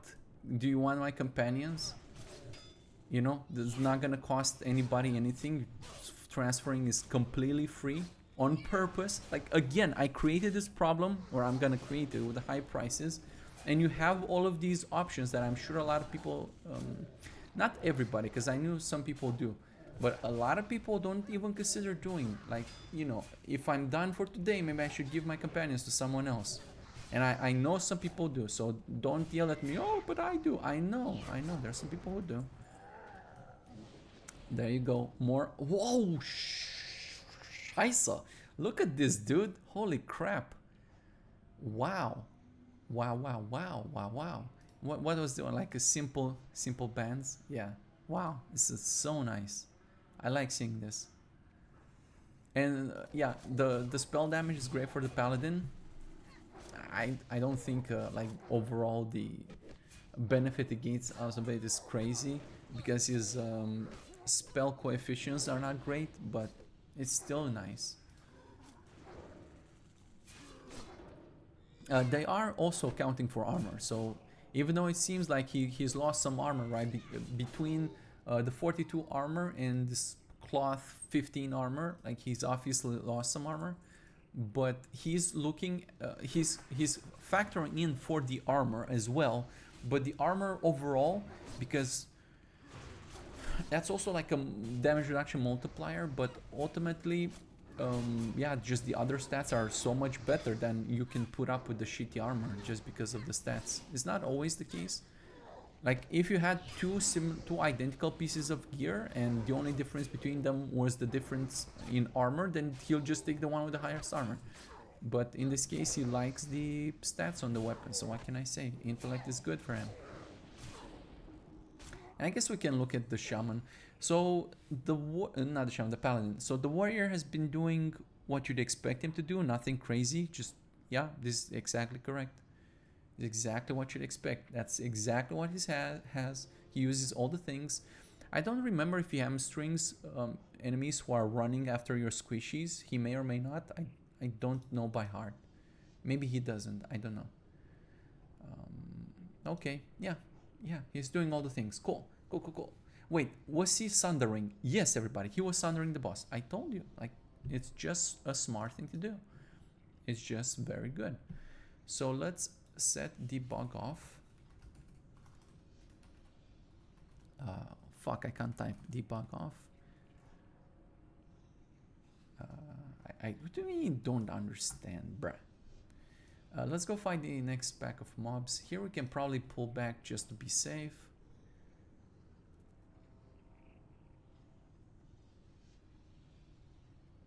Yep. Just toggle them to move them a little bit to the back, because I saw some caster dude over there. Let's... whom did we look at? We didn't look at the paladin. So let's look at the paladin.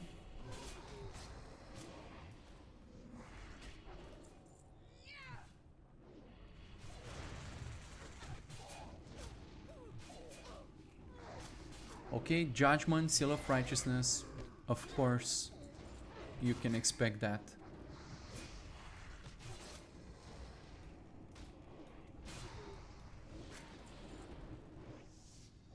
Cool. We're gonna do another pullback here because from experience, at least on the vanilla server, accidents can happen, and I wanna win. I want to succeed. So we're gonna do it correctly. Do it again and do it right.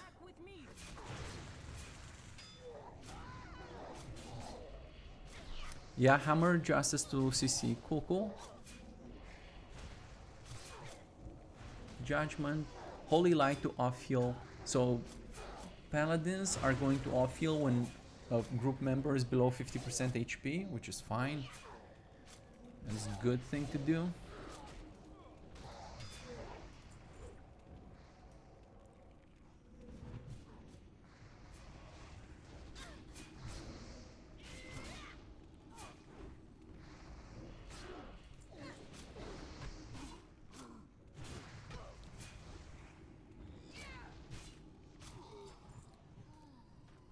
Blessing of Might, Seal of Judgment, Seal of Righteousness. Cool. Yep. I approve. I said we're gonna do it with the same group. I guess it's the question is we should use maybe different companions just so we test more combinations. It's kind of hard to say. Oof. See? This is what I'm talking about. If you let this happen, this is 100% your fault. And if you wipe in situations like this, I'm kind of glad about it, because you done fucked it up.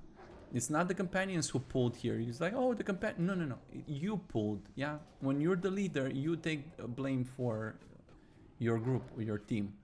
It's not the companions. You made this happen. Instead of pulling back, you just right-clicked and you hope for the best. And, you know, sometimes you get lucky, but if you keep doing it, then you're gonna keep pulling more packs of mobs and it's gonna bite you in the ass. That's right. works as intended.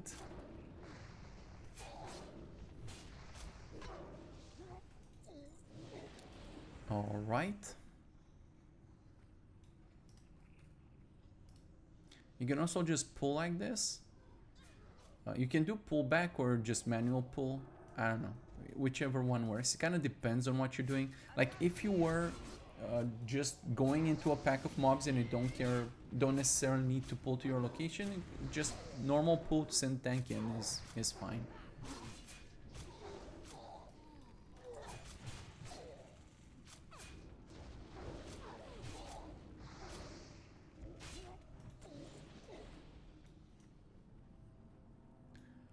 What is that thing over there? I don't know. The boss is here. Let's see if maybe we can... I'm gonna have to pull back, but just come toggle them. Yeah, I'm just gonna pull them around here. Let's go.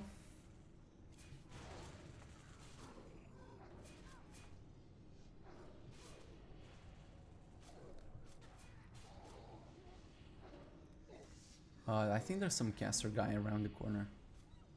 Yep.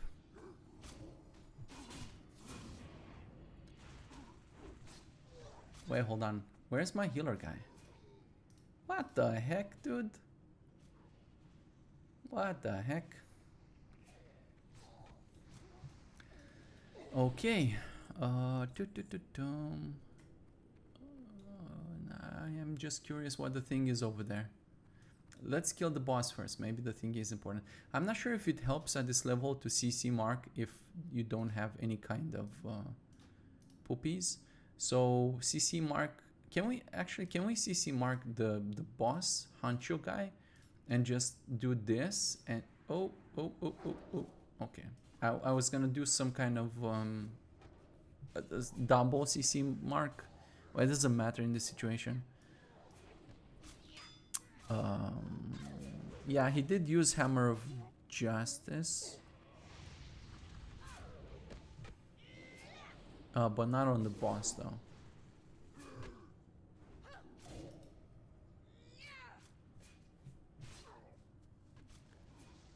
But using it on this other guy is also fine. I mean, yeah. Because, yeah, okay, I see. Yeah, that's correct. You remember we had that issue in one of the first runs we did where the tank wouldn't pick up the CC target just because, yeah, he CC'd and he would avoid hitting it. But you see, now he went, because the priest had to heal the tank, so he pulled aggro, and then the tank reacted and tried to pick up the boss again. And he's gonna keep trying, and now he stops attacking, which is correct. That's exactly what you want to see. And now we can just get on with it and finish the job. He judged Crusader. Cool. He shouldn't have used that again though. That part I don't agree with. If we see this again, maybe it's just a fluke here, but if we see that again, we should pay attention to it. It's definitely worth fixing because he should not be doing that. Okay, what the fuck is this?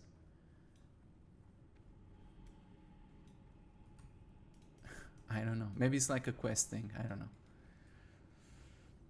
Looks like the priest got another robe upgrade. Cool.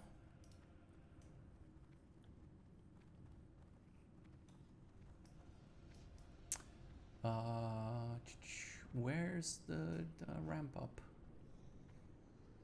Where be the ramp? Oh, okay. Sorry, it's very bright in the room, and this whole thing looks black on my screen, so I can't really see that well.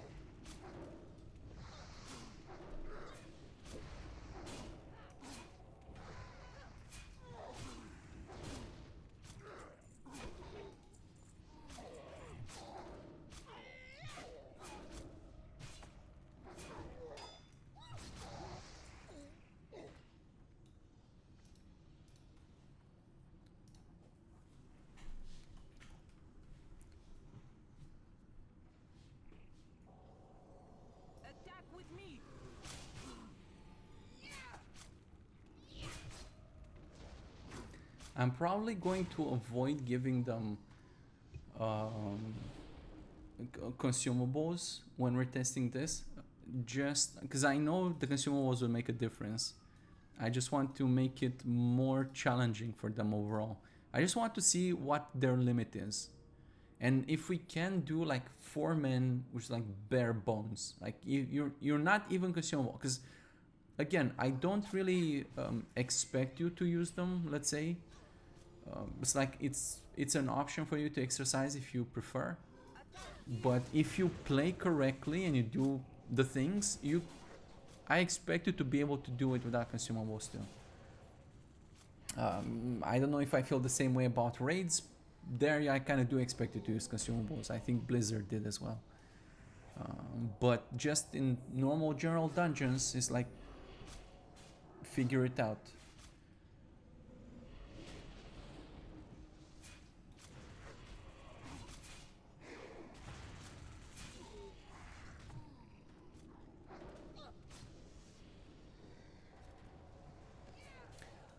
Yeah, don't forget to loot.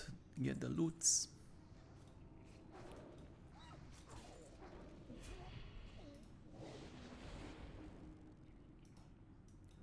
Cool, cool.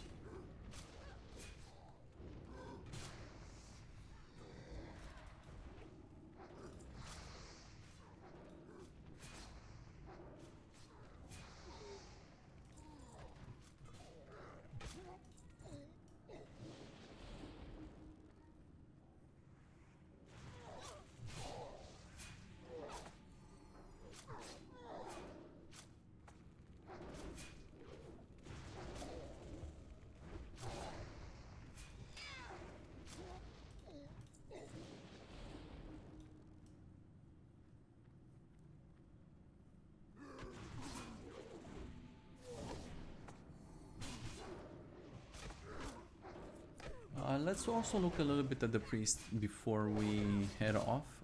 Set debug off. I just want to see. I think I'm already seeing it, but I just want to know for sure. Yeah, he is renewing, and he's wanting basically because yeah, shaman tank everybody. If you just give him some kind of supportive classes, then he'll do just fine.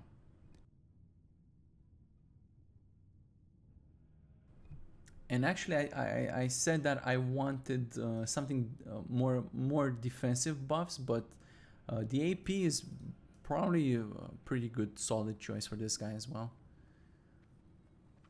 Just because he's got this talent that increases his attack speed, and if you give him any kind of AP buffs, those are pretty damn good for him. Okay, so the priest is doing renew on the tank. He's only going to hot all the companions, all the healer companions only hot the tank.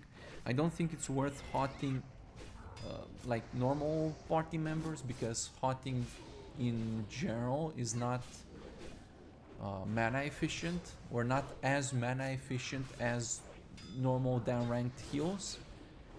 But what hotting does as a mechanic is it creates some kind of a cushion, yeah, some kind of padding, so you have time to hot the tank, and then you have time to heal the other party members while the tank is being kept safe enough by the hots. It's kind of what the idea is.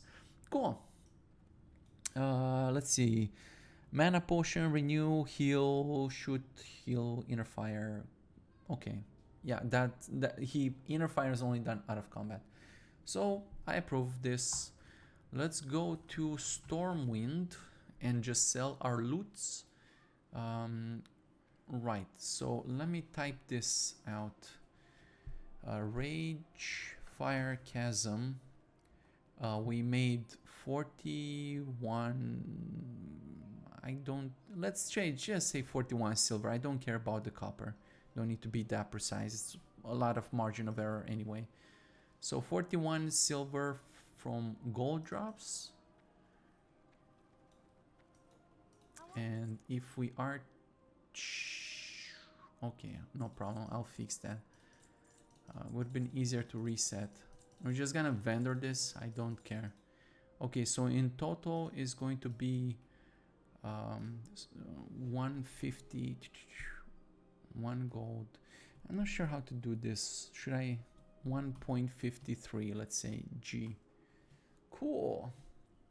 So that makes it 1.12, I believe, in like item gold. And that is exactly, that's kind of exactly what I thought it would be around the gold.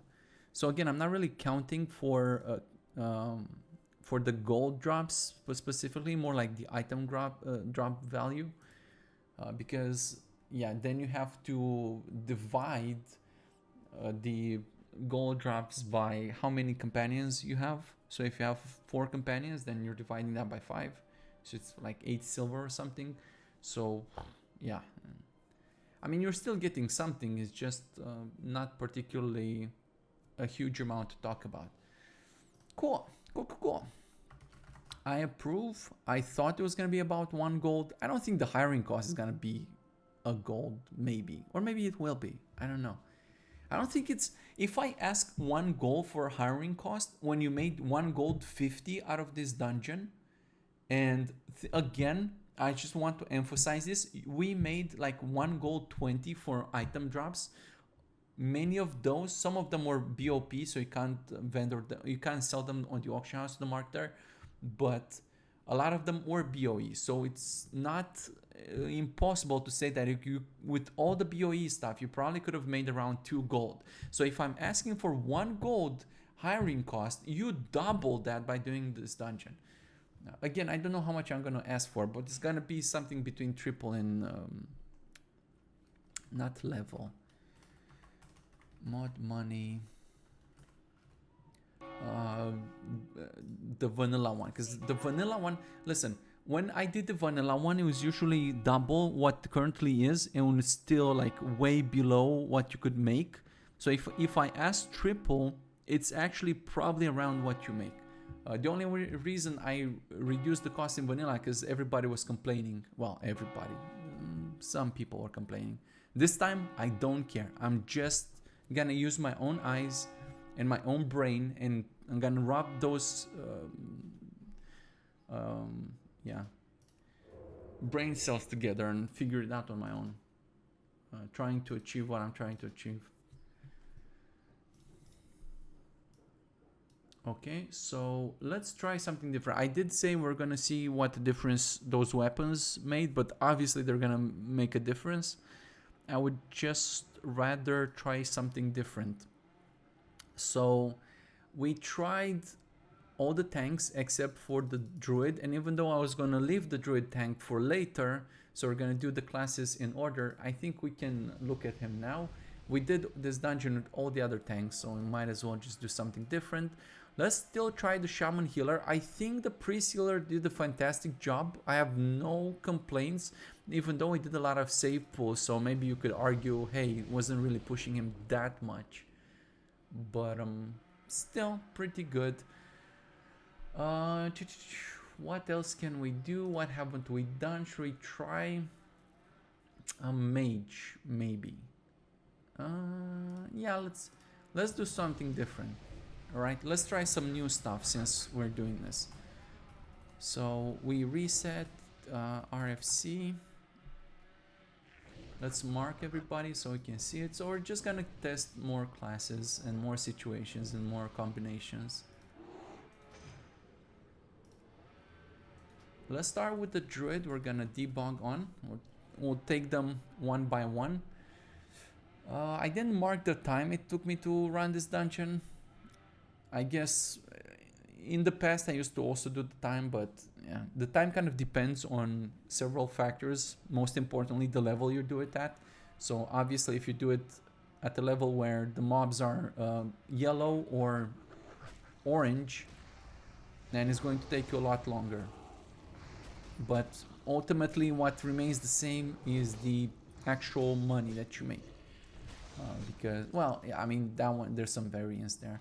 Again, you can also skin these. When I played on live, I skinned everything and I sold. I skinned and I leveled my professions, and I sold the products on the auction house. And when I didn't need the skins anymore, I just sold the skins themselves on the auction house for making, yeah, double the profit. And I had so much money, like, I don't know. I don't know. That's why I need to ask for more, because I had such an incredible amount of money. I basically could afford, yeah, quite a lot. And I don't want you to have to make more. Basically, I could afford everything. It's kind of, and I thought it was kind of, well, it was cool in a sense, but also kind of, I don't know, because you're not making any decisions. If you can just afford everything all the time, then you don't have to choose. There's no choice there. Yeah, you're just gonna get everything. So just less money, please. Less money, so you have to pick and choose your battles a little bit better. Have to figure it out a bit more. Like, it's absolutely normal to do in this game. Not asking for anything but normality. In a world with AI, I suppose. I kind of surprised their damage is very close together. I didn't expect... I mean, I know the bear is doing very good damage in general. I guess I didn't really expect him to do this much. So, yeah, that's pretty cool. And you see even the shaman is meleeing, because you saw the priest, he was wanding, but the shaman is meleeing as well, so he's contributing. Which is perfectly fine, because he's dropping the totem near the bear, and I'm okay with that. And the bear is, as you'd expect, demoralizing roar, moles. Yeah, just as many moles as possible. Moles are great.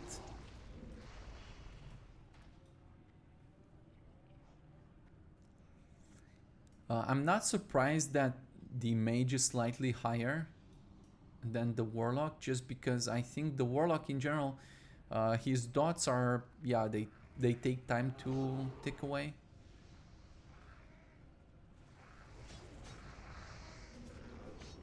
Maybe I should stop botting pulling, because I might give you the wrong idea. Yeah, I should just send the tank in to do it. It's perfectly fine to send the tank in.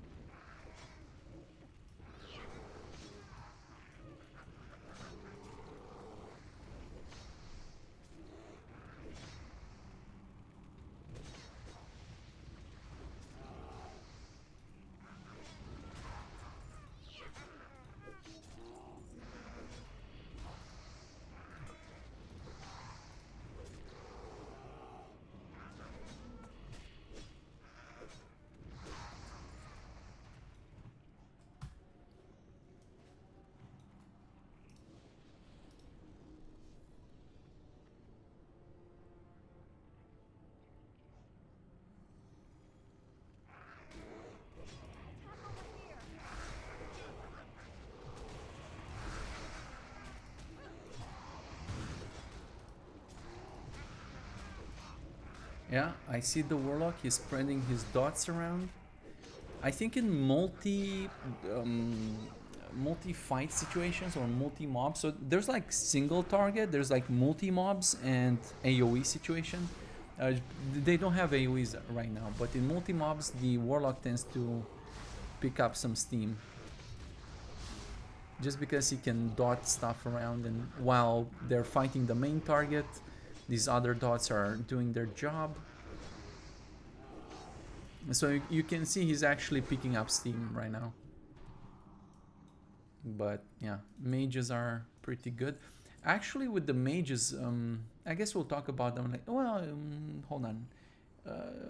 What's the tank doing? He's doing what you expect. Some bash is the same thing with the stance for the other guys. He's gonna use bash to peel, or defensively if he's below 50% HP or things like that. So I think he's using it to peel right now, so it's fine. Let's set the bug off, because we know what he's doing. Let's start looking at these other guys. Wait, I'm still looting stuff, right? I hope so. I tend to forget. I get distracted.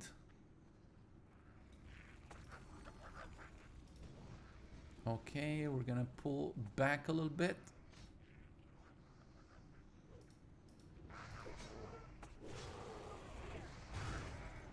Okay, so the shaman is doing down-ranking healing waves. That's okay. Searing totem, correct. Stone skin first, then searing. He doesn't have anything else, so he's doing what he can. Cool. Some earth shock, rank 1 earth shock to silence. Cool. Fire nova, okay. Yeah, you see it does add up because he's meleeing. Probably melee damage is the highest, yeah. I guess I told them to lightning bolt from out of combat. It's kind of questionable. I'm still not too sure about that, if it's the correct move or not. I think it's kind of what I expect. So the bear is doing like less damage than the shaman. I think in terms of damage is something like shaman first, and then it used to be bear second and paladin third, but I think in TBC kind of changed a little bit, and the paladin is kind of doing around the same as the bear, and then the warrior last. So this is within expectations, I would say. Maybe we can try just for, you know, posterity to go with a shaman tank instead of the bear tank. Also with the mage and the warlock, just to see if it looks different for giggles. They equipped another gray piece of gear. Wow, yeah, that was terrible. It's still terrible. Yeah. They equally got unlucky, and they both got this knitted tunic randomized with. Okay, so we know what the shaman is doing. Let's set the bug off here. Let's look at the mage. So for the mage, I had the mages calculate on each and every cast which spell does more damage: arcane missiles, frostbolt, or fireball. And it may change, so it does change based on talents. I guess at this point, because he started investing into fire, so yeah, I mean, reducing cast speed is a great multiplier, because I do account for the cast speed when he's calculating that, because it does matter. So maybe at this point the fireball is just so far ahead the other ones that I could turn on the debug so we can see how much the other ones will do. I don't even know if he has arcane missiles. I guess we can list spells. Arcane, oh, he has rank 1 arcane missiles. Look at that, everybody. But I think just the fact that he started putting points into fireball, that it's going to be the top damage. But if you hire a legacy companion, then he's going to calculate the damage between those and figure it out. You can also just deny one of them, like for example, let's say you wanted him, let's do it now just for shits and giggles. So if you whisper him deny, add fireball, then he's going to decide between arcane missiles and frostbolt, and in this case he decided the frostbolt deals more damage. I think at some point it kind of changes, because these things kind of ebb and flow. They're strong at different levels and things like that. You can also deny, add frostbolt, and now he's casting arcane missile. So if for whatever reason you don't agree with what I'm doing, and also if I'm not mistaken, hold on a second, because let's say deny clear, deny remove all. Okay, deny remove all, and what you can do is deny add fireball, comma, a frost bolt. Perfect, right? So you can just create a macro and just easily do this, so you don't have to type the thing twice.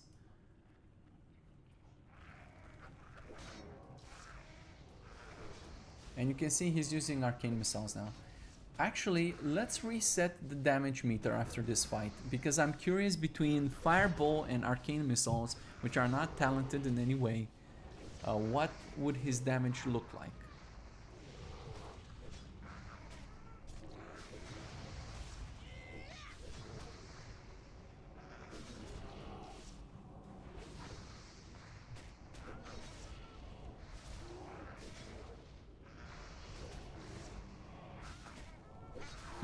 Apparently his damage doesn't look too good because the Warlock is picking up steam. But yeah, let's reset. I'm just curious.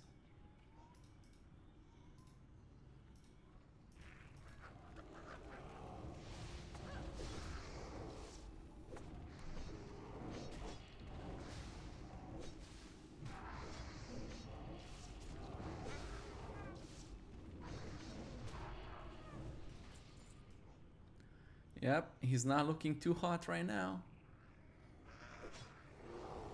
I guess it's true to life indeed, right? Because he calculated the damage, so obviously if Arcane Missiles was the last one he was gonna do, then clearly was gonna deal the least amount of damage, like mathematically speaking. Of course, there could be situations where you could argue that, hey, if these mobs are dying so quickly and you may not get the chance to fully cast a fireball or something, then, you know, because Arcane Missiles deals damage in steps, so you could argue that, well, at least hitting the mob a little bit is worth more than not being able to hit anything at all. But it's not the case right now, so yeah, Fireball would be number one. And it's quite a difference, isn't it? You see, it's completely different reality here.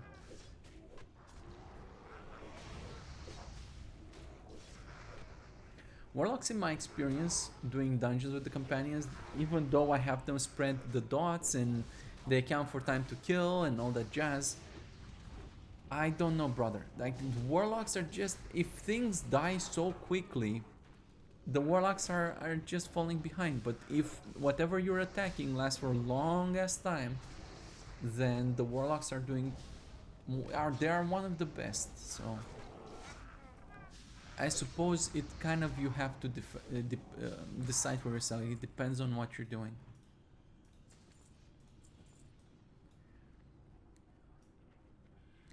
Okay, so let's reset this, and let's whisper the mage.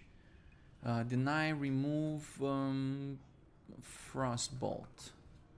Right, so he removed the Frostbolt from his blacklist, and now we'll see what the damage would look like if he was using Frostbolts.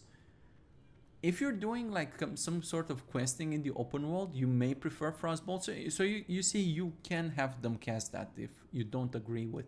You just deny whichever one you disagree with, and he's gonna cast the other one. And maybe if you're doing some questing and maybe you're ranged in some way, you can have this guy like your duo partner, and he's gonna slow down the enemies with Frostbolt, and maybe that's good for you. I don't know. You certainly have the options.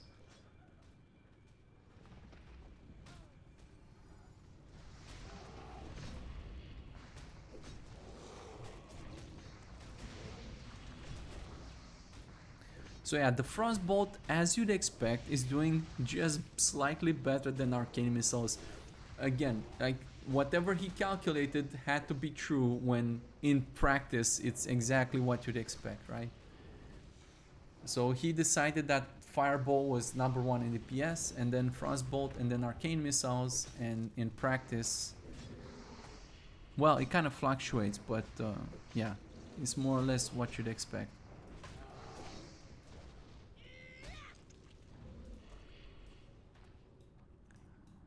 Alright, let's reset again and just get him back to his original Puppy Sen.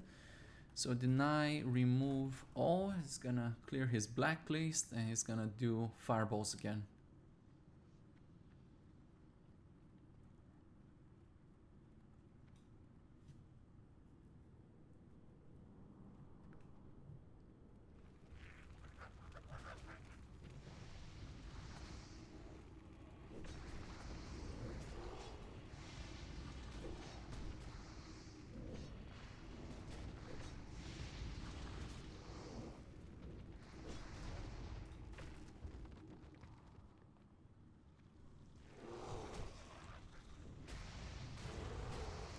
Yeah, I guess I had the shamans, all of them do lightning bolts and lightning chain lightnings out of combat, from out of combat. I don't know if that's a good idea or not. It doesn't seem to be a problem as far as I can tell. I mean, if it's on the first cast out of combat,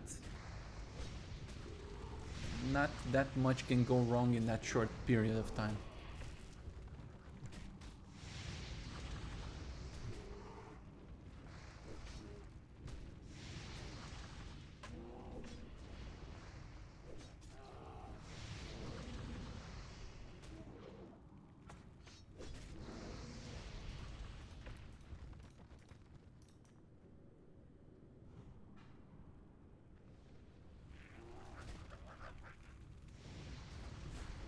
Alright, so what is the mage doing? So the mage is doing mainly fireball spam, and he's also casting fire blast. He's actually going to calculate how much damage fire blast deals, and just like we have seen with the rogue and with, well, we haven't seen it yet with the priest, but mainly the rogue, I think, so far. If the fire blast has enough damage to kill the target, he's just going to use that. And against bosses, he's gonna use it when there are like less than 2 seconds on the time to kill left, because the idea is like if there's less than 2 seconds left, you probably don't have enough time to cast like a fireball or anything else, so you might as well just try to make the most of it.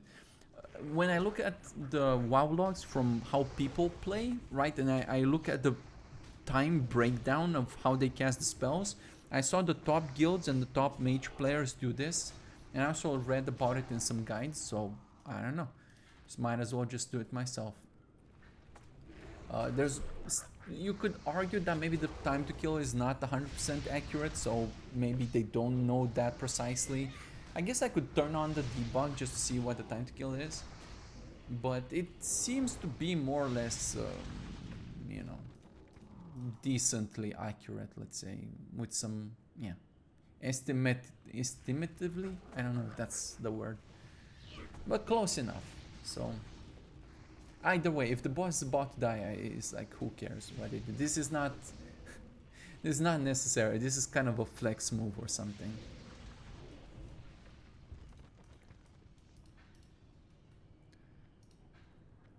We got the roamer guy, but we're just gonna just pull more a little bit. They seem to be able to handle it just fine.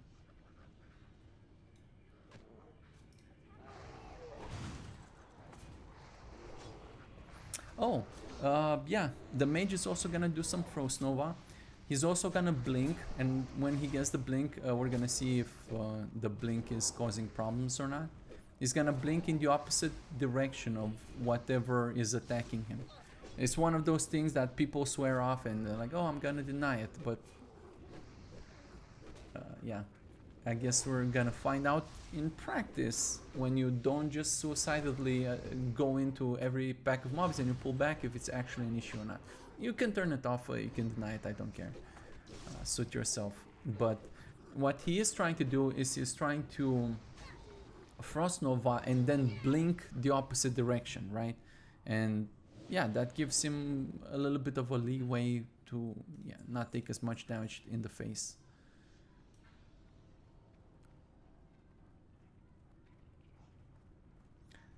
We're gonna try to kill more or less the same kind of mobs as we did last time. So when I loot them, which apparently I missed one of them, when I loot them we have more accurate representation, even though there's gonna be obviously variance from whatever loot you get, because yeah, all these mobs have huge lists of loot that they're rolling for, and it's difficult to say with some yeah, I guess you could like simulate it, kind of. You can look at the list and simulate based on the probabilities what kind of loot you'd get on average. I'm not sure. I think on vanilla there's a function that does that, but yeah, I think that's a little bit too advanced for my simple needs. Right, so I did pull back, and if you remember, the shaman was using his poopy to back as we pulled all of them. The shaman was using his lightning ball. The bear would be using his fairy fire, but he doesn't know that yet. Eventually he'll learn it. It's just at this point he doesn't have it. The warriors would shoot their bow. The paladins, they will shoot their shield, throw their shield, but that's at 60 something. So for the longest time they'll just walk face first into the pack of mobs, and then return once whomever he's trying to pull has aggro on him.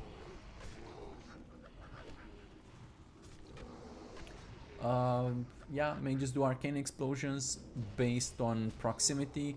So they prioritize arcane explosion over things like blizzard. Yeah, they try to see if arcane explosion can be used, and if it cannot, then they use blizzard. Obviously they don't have blizzard at this level, but later on we'll see that happening. Just because arcane explosions and the poopies deal more damage because they're melee, so there's more of a risk associated to using that. So that's why they do it like that. Okay, let's turn off the debug because we've seen what he does, and look at the warlock.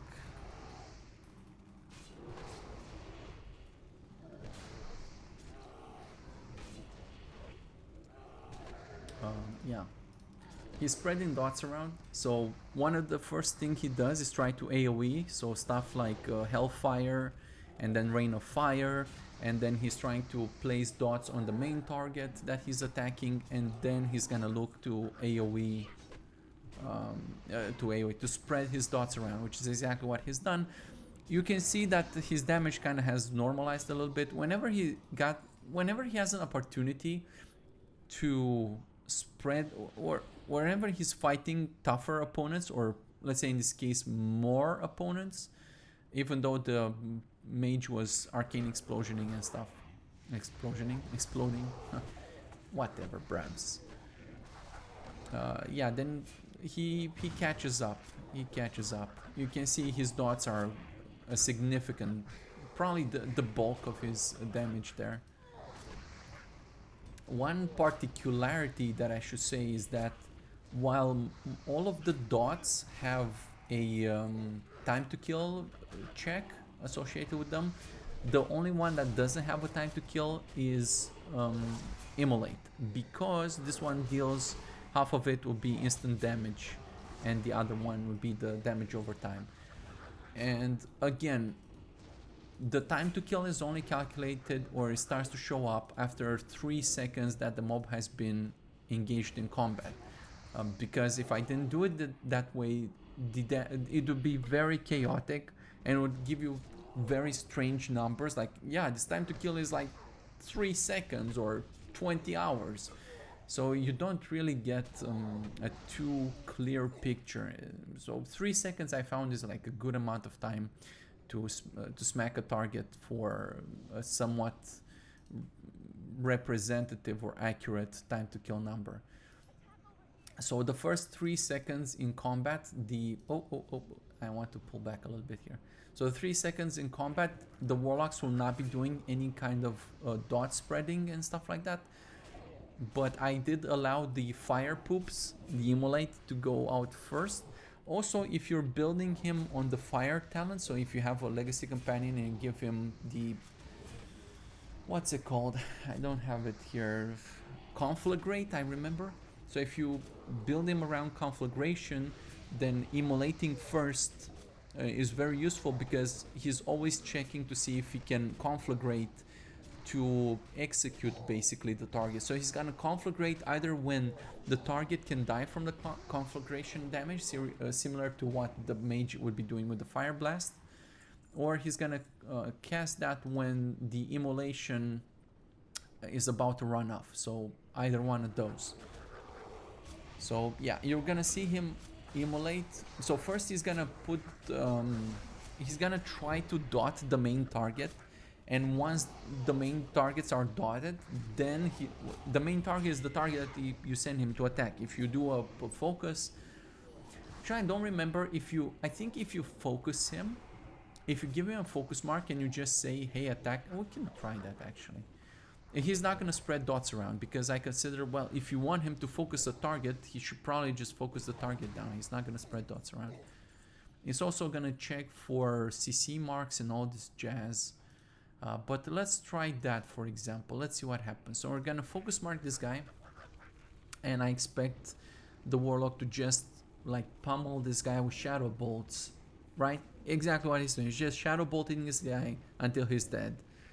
And then he's gonna figure out if, yeah, once his focus target is dead, he'll look at the other guys and see, well, he's gonna try to dot the primary targets, and then he's gonna look to see if he can dot some of the secondary guys, and he decided that he cannot. You can see he's also life tapping, which is cool. Yeah, it's, yeah, I think it's logical why it should work this way.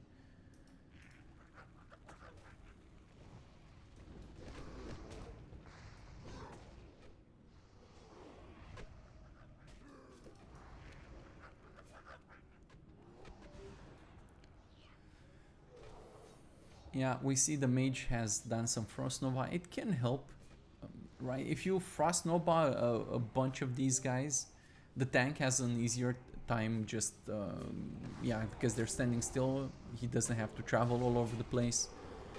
So it also deals a little bit of damage. It's not like it's completely pointless. It does more damage than Fire Blast. So yeah, I approve of Frost Nova. I don't remember... I guess I can look at the code to see exactly what the requirements for using it. I mean, in terms of... hold on, what the fuck did I do here? Okay. He may look for a certain number of enemies before using that. He may not do it just for any reason or stuff like that. I have to look at the code. I don't remember by heart. But... he's used it quite a couple of times in this dungeon, and I have no issue in how he used it. If he had Blink, he would have also blinked away, which would have left the enemies hanging in there, practically trying to attack the mage. I don't know if he does it defensively to save anybody else. I guess while they're fighting, I'm just gonna pull out the code and look at it.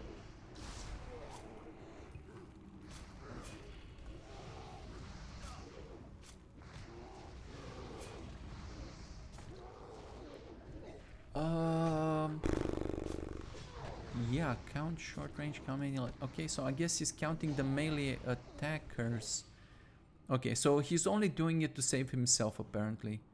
So he's counting the melee attackers and he's checking to see if all the melee attackers are within the radius of Frost Nova. So if he's got all of them together, that's when he uses it, which is, I think, pretty effective because he's gonna make sure he doesn't miss any of them, right? So later on, when he gets a blink, it's gonna be even more obviously useful because he waits for all of them to be in range of Frost Nova. He Frost Novas, he blinks the fuck away, and basically nobody else should be coming after him during that time. So that's pretty cool. At least you saw it here because it worked pretty well.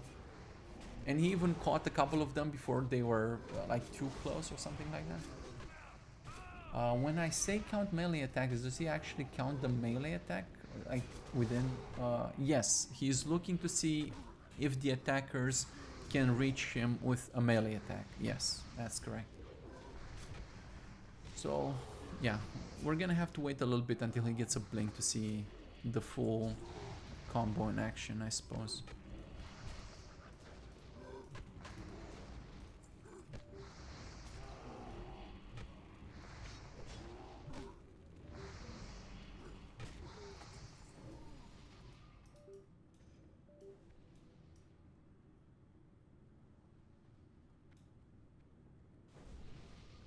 Wow, lots of upgrades from this one. Pants of the Eagle. Wow, people like this. Holy shit. Look at these item upgrades, everybody. Holy crap. Went from, you remember this gray, shady ass tunic from earlier that they picked off the ground? They replaced some level 5 one that had barely any armor. And then they got this huge item upgrade. Very nice. Hell yeah. Look at that. 6 times better than the crappy, shoddy gray one. Cool.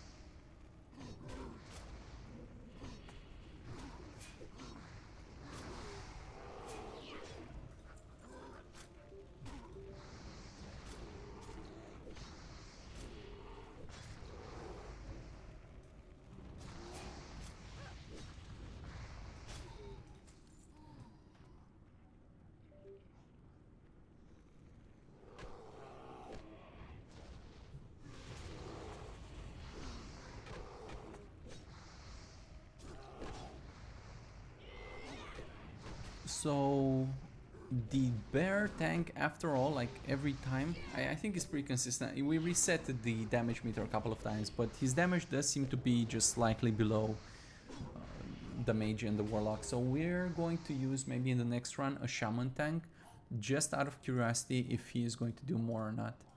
He may or may not. It's hard to say. I guess we're gonna find out.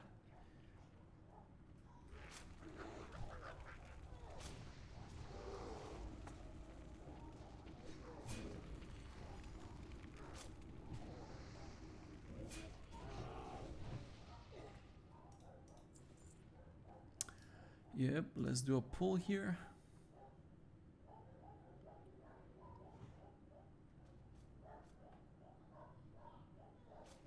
Attack over here.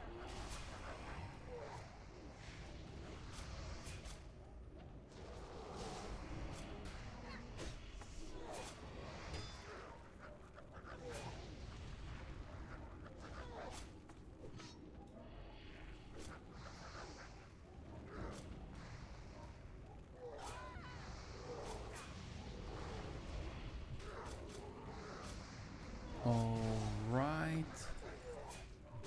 At this point, it's probably going to start becoming very hard to find upgrades from this dungeon. So it's more or less you do 1 or 2 runs and you get all your goodie upgrades. And yeah, you can move on to the next dungeon. I mean, I don't know. I just find it very cool that you can give your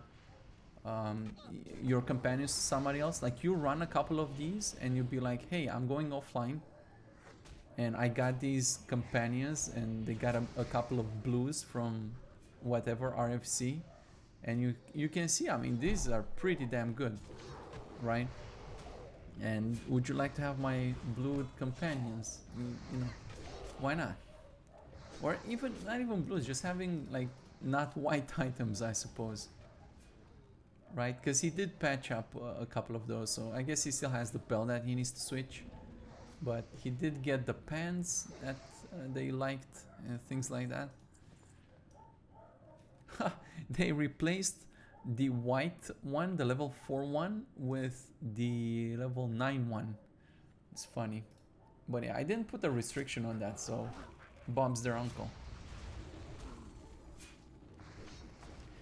And the cool part is that they gain these upgrades while you're getting all the items, so it's not like it's any skin off your back. It's just nice. It's nice little extra benefit.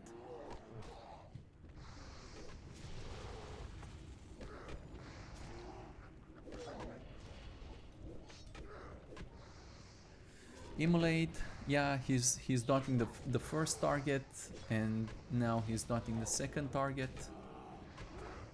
And his damage is within 5%. I consider that to be more than acceptable if there are no, let's say, extenuating circumstances like in the case of the warrior. But as long as they play correctly, that's okay by me. Wait, do they know polymorph at this point? Let me list spells here. No, I don't see any polymorph. Oh, I do see it. There you go. It's there, everybody. So let's try that just for giggles. So what I'm trying to do is I'm going to focus mark cross and wait, hold on. List spells. Does he have fear? Yes, he's got fear, everybody. Okay, so I focus mark them on skull and cross. So what we could do, the way I wrote this, and I hope is what they do, but I guess we'd have to test this. We didn't get to this point yet. But what we could do, I think someone was asking if they respect the order of the poopy sense of the marks. So if I said skull and cross, then I would expect which one is this one? Let's make the warlock. Let's reset his focus marks and say scroll and cross and skull. So I expect the mage to go attack the skull first. I expect the warlock to go attack the cross first and then switch. And then we're also gonna moon this guy. So I expect between the warlock and the mage, only one of them to cast. So for this purpose, which one did I have on the poop? Was the warlock. So let's turn the bog on the mage, because I want to know if they respect, because they're supposed to coordinate CC. So I only want one of them to be the one to cast either fear or polymorph on the boss, and then I expect them to go and attack in the order of the focus marks. So let's just right click. Well, it's not gonna work on that guy. Okay, let's do this. Oh, there you go, he's going. And then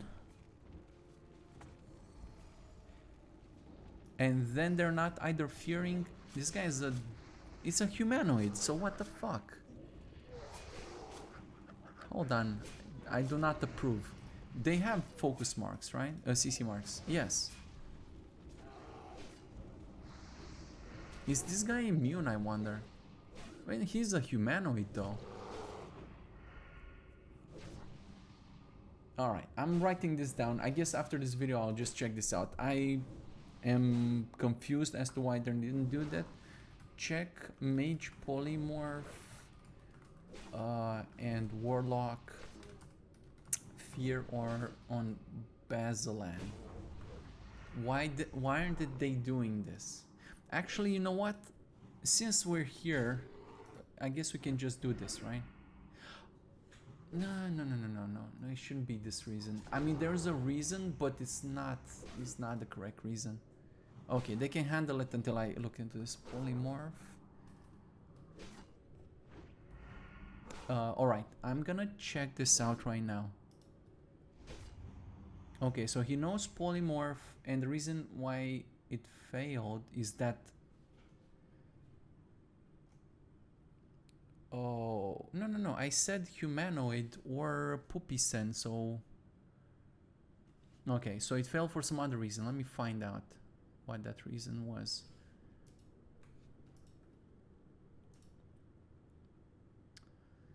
Yeah, debugging this live, everybody. Might as well just do it and find out now.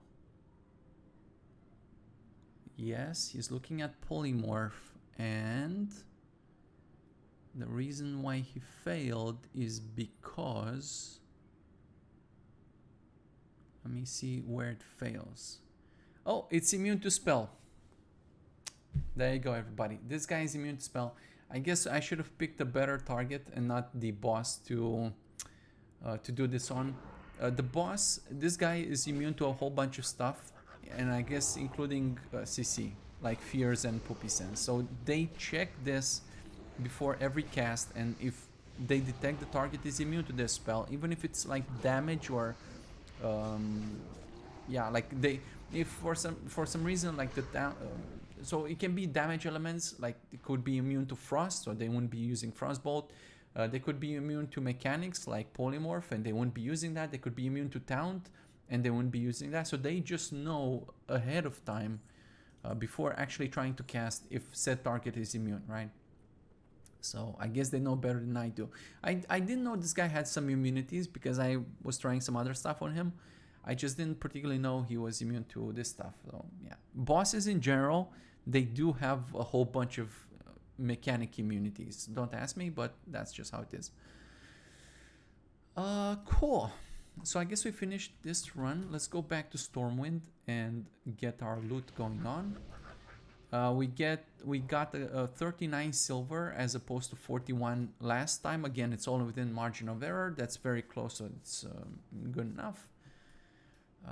Let's get all the money out, just so we can now sell and see how much did we make.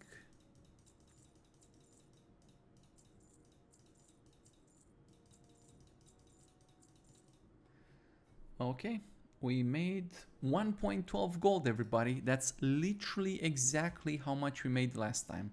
So the total will be 151. Like, yeah, margin of error. It was very close. Cool. What should we do? Let's remake this. Should we try other classes maybe? Let's go with the shaman tank, like we said. I'm just curious if the shaman tank can hold better. We did a paladin healer, not paladin healer. We did a shaman healer. We did priest healer. Let's try druid healer. How about that, everyone? We don't have a druid. So we're gonna go for a druid, and we're gonna get the mage, and we're gonna get the warlock. Cool. Did I reset the dungeon? Probably. Okay, let's reset the thing. Let's mark them so we can keep track of them.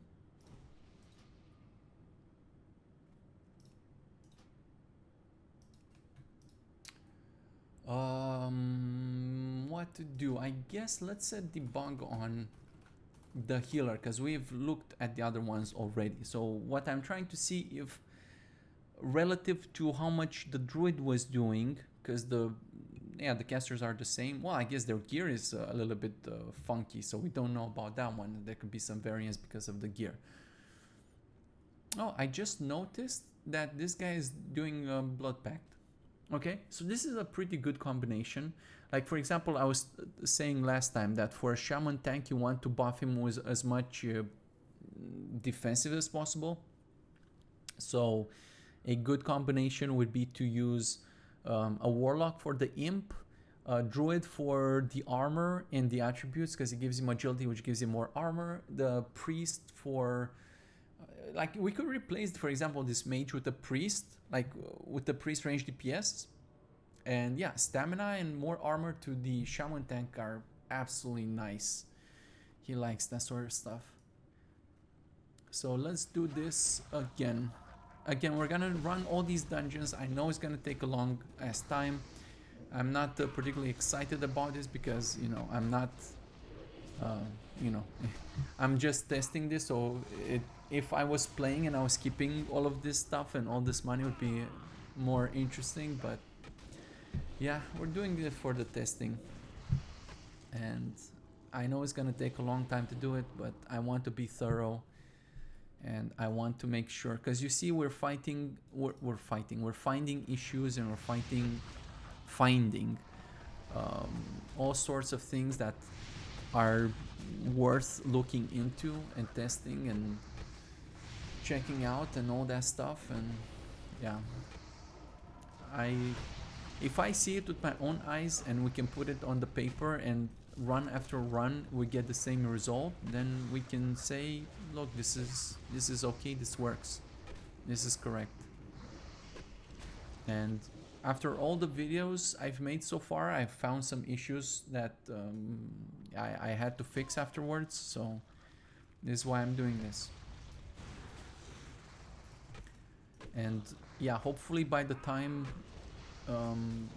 we make like a public test realm or something like that, you guys, when you come in, like if you find any issues, it'll be stuff that I didn't think about or things like that. But I don't want you to run into things that I could have fixed or things that are obviously broken or stuff like that. So I want if you're gonna find issues, there should be issues that it wouldn't have been obvious for me to do, or things like that, which are also important to fix as well. So I just wanted to have like a straight up, like mostly correct and working experience from the get-go, so you can have a comparison to how it works in vanilla. And because I guess there have been some changes. I mean, there have been changes to the logic, but in broad scheme, it's kind of what you should expect. But yeah, I don't know. I guess we'll find out. And there you go, everybody. The shaman tank is doing more damage than the druid was doing. I'm telling you, this guy is like the #1. It's the same on vanilla too. Just because even though he's using a shield and he's got more talents into shield specialization defensively, ultimately he's still kind of a DPS, melee DPS guy at heart. That's why he's doing so good. Is he using the enchant, the weapon enchant? He probably is, right? Yes, he's using Rock Biter. Cool. Then I have no complaints about that. I guess what I can say... oh, fuck. You guys forgot to tell me that I didn't reset my money. So... I'm not sure how much money I made at this point.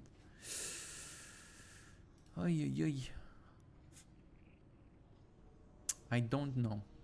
Actually, I probably shouldn't have made that much money because we killed a bunch of snakes at the start, and I don't need it to be too precise anyway. So if it's within margin of error, it's fine. I'm not gonna put the cost at like exactly that number anyways. It's gonna be probably less than that. Probably between 2 and 3 times. Starting in vanilla, and it's going to grow in TBC is gonna be something like 5 times. We already looked at Emil ran some of the TBC dungeons, like I said, and just like looking at the numbers in TBC. So I want the T0 companions in TBC to cost like 50 gold, which is at the moment in vanilla they cost 10 gold, but like the dungeons in TBC, like there's like one exception, but all the other ones 50 gold is the minimum you get from them, and it goes all the way to 200 gold. So you just gain so much more. And again, it's not like Emil vendored anything to the marketplace, to the marketer. We don't even have a marketer, so you just make a lot more money. And right, I also looked at it the other way. If you were to play with 4 other people, like real people, and you had to split the money, then obviously if you play with other people, you're gonna split the money, but you're not paying the hiring cost. But if you play with other people and you, let's say, split the money and you get 1/5, then you're still getting 10 gold. So if you make, I don't know, like 60 gold from one of this dungeon, then what you remain after paying the companions is how much, probably about the same of how much you'd gain. Well, actually on this server you gain a lot more if you play with real people. But if, let's say, you play under normal game rules, then you'd remain with closely the same amount, right? So that's what I was trying to get at. Some people said that I should just make like a percentage, the companion should take a percentage of how much money you make. And I think that would be a mistake, because it's still in your advantage, right? Yes, you pay a substantial amount upfront, but when you go into a dungeon and you make 200 gold, what do you think is gonna gain you more? When you pay 50 upfront, or when I take 50% of what you made? It's kind of obvious. So it's this is what a lot of the games that I play do as well. So they allow you to be great. That's what they do. So kind of what sucks, if you are old enough to pay taxes in real life, you kind of understand what the fuck I'm talking about. When you have to pay tax on profit or just like normal taxes on shit, and they take up like salaries, right? We pay 50% almost in taxes on your salary. Man, what the fuck? Like, do you understand? Like, what the fuck's the government? Like, what are they working shoulder on shoulder with me? No. So it's the same here. If I tax you, kind of feels soul draining. So it's like the better you do, the more money I take. Why? Because when you're doing great, that's on you. Yes, I want you to pay a fair tax on this, because what you gain is obvious. You're looking at it. Yeah, it's real. It's not bullshit. It's real. But if I tax you, oh shit! I didn't. Wow, my guys die. Sorry. I was looking at my spreadsheets. I didn't notice what happened. The healer is doing healing touches. Later on, when he gets the tree form, he'll be doing hots and stuff. I guess it's going to be more interesting then. He's still doing some melee attacks, as I'd expect.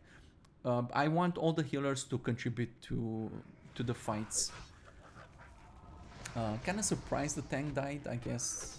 Yeah, he's just a little bit squishier. Or maybe we probably pulled more on this pull than we normally do, that's why. So yeah, I think if you make the minimum in TBC dungeons 50 gold, then I don't see it a problem.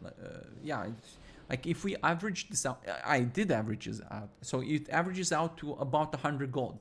So on average out of the TBC dungeons, you're getting 100 gold.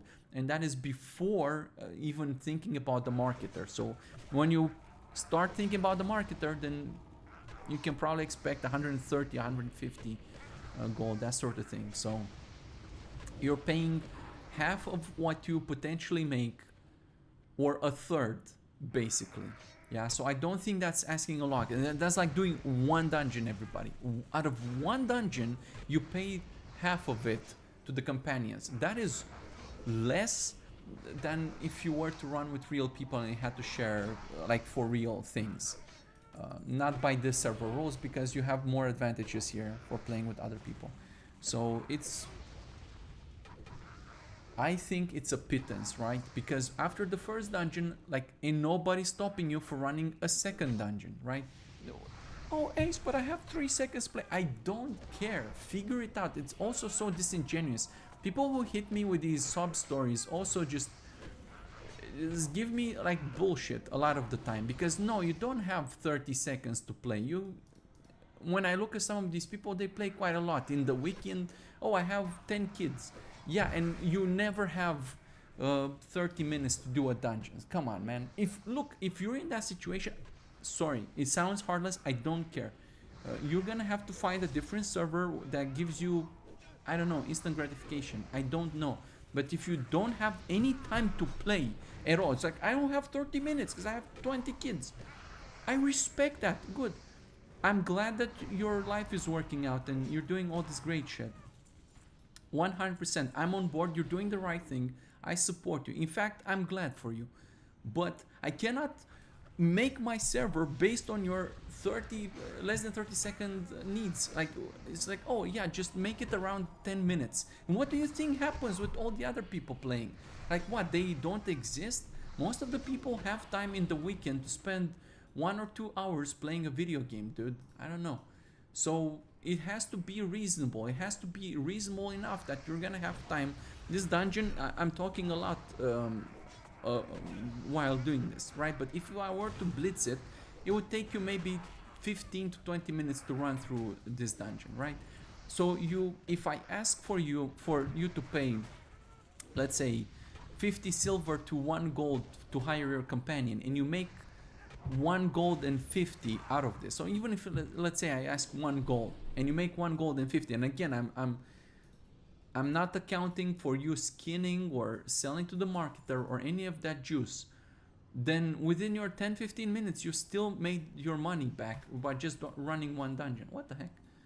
So yeah, I don't want to hear any of these.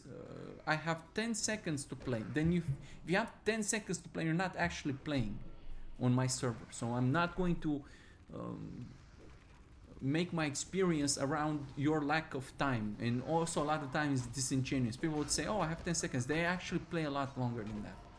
So I don't buy it. I have to look at what is the average person doing. Like, even say you don't have time to play during the weekdays, which I get, but during Saturday, during Sunday, you don't have 1 hour to run this dungeon twice, so you can make your money back. Come on, man. And most of these dungeons, like if you look at most dungeons in vanilla, I have spreadsheets from vanilla, right? Because I calculated time per a lot of stuff. Calculate a lot of stuff before I do, because what I do here is what I do normally. I just go to dungeons, I run in a whole bunch of time. Normally I have some add-ons and some stopwatch to see how long it takes and how much money you make. I look at how much money you make per time spent. And many of these dungeons you can do within 1 hour, let's say 1 hour and a half. And you also get your money back in that time. So if you pay whatever I ask you, you're gonna make twice as much in that dungeon. And that's always been the case. Yeah. Except I allowed people to sort of gaslight me for the longest time, and I was like, oh, I have 10 seconds to play. Okay, sure, fine. It's gonna be less expensive. And no matter how less expensive I make it, people still complain. So I just, after 3 years of doing this, I just don't care. Don't care. I'm gonna do whatever I believe in. And if people just generally don't like this and be like, yeah, I don't care, then okay, let the server shut down and I'll go do something different in my life. I'm super okay with that. But we're still here after 3 years of me making decisions, and the server has still grown, and we're doing better than we've ever been doing. We're growing this, we're building this is tangibly getting better. We have more experience, we're doing more and more cool shit, we're expanding our knowledge, and most importantly, we have delivered on every single thing that we've ever promised that we did it. Vanilla can be done, so it can be beat, and all of that, starting from all along the way people doubted us and we got here. So I just choose to believe in what we know, and in facts.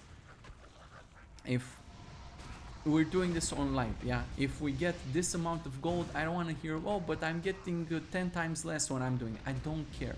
Sorry, but I don't care, because you're not looting, you're not, I don't know what you're doing, but this is the reality. You kill the stuff, you loot the stuff, this is how much money you get, this is how much money I'm asking for, and relative to what you get and what I'm asking for is less.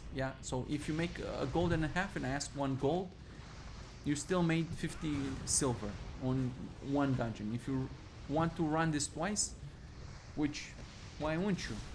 Like, it's 15 minutes to run this dungeon. Make your gold back. I don't know. I'm sticking with this. I choose to believe my own eyes and choose to use my brain to determine this instead of people's sob stories.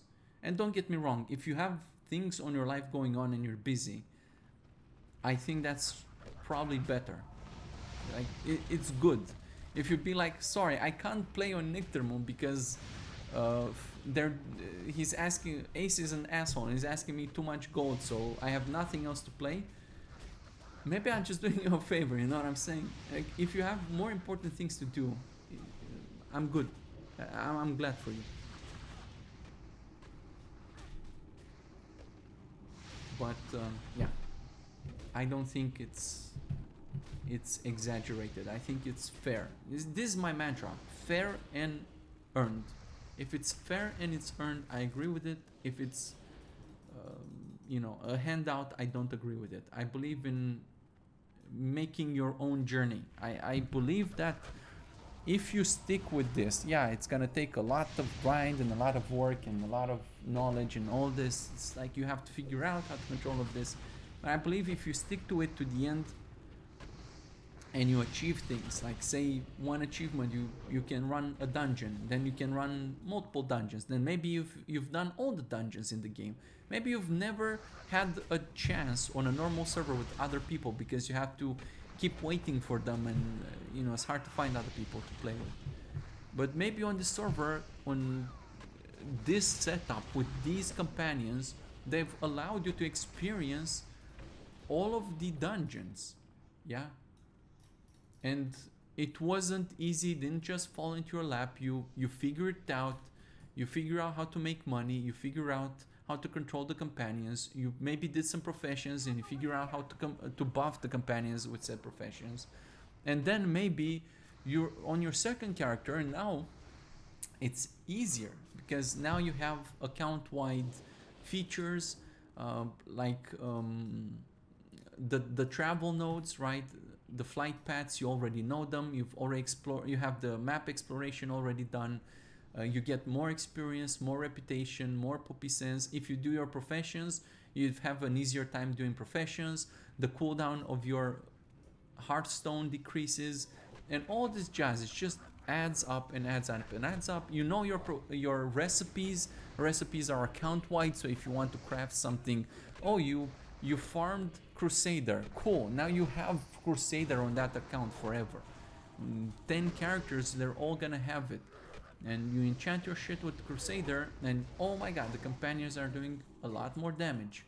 You earned that, right? And I'm not trying to disrespect your time in the sense of, I'm not asking you to farm reputations more than once. You farm one-time reputations. If you look at all the forums under the sun, what do people complain about? Oh, reputations. And I get it, because I've been playing this for 20 years.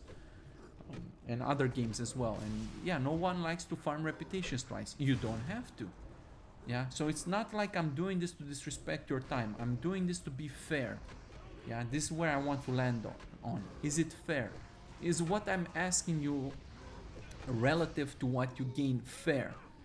I would like to think so, because what you gain is more than what you pay, and it builds up. Yeah, like on your second character, the hiring cost is gonna be easier. When you get more experience, so you can hire randomly, the cost is going to be easier. You're gonna make more money faster, better, stronger, and you're gonna pay less.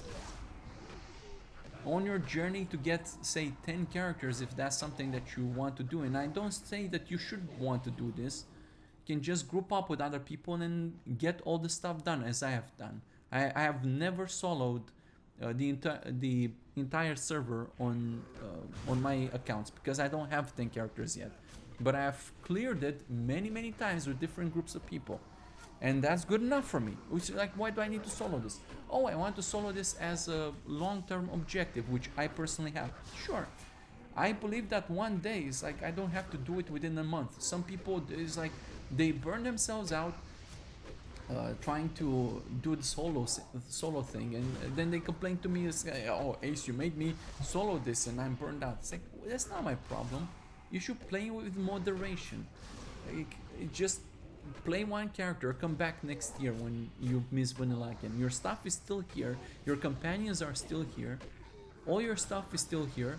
We've been here 3 years and we have every intention of being here for many more.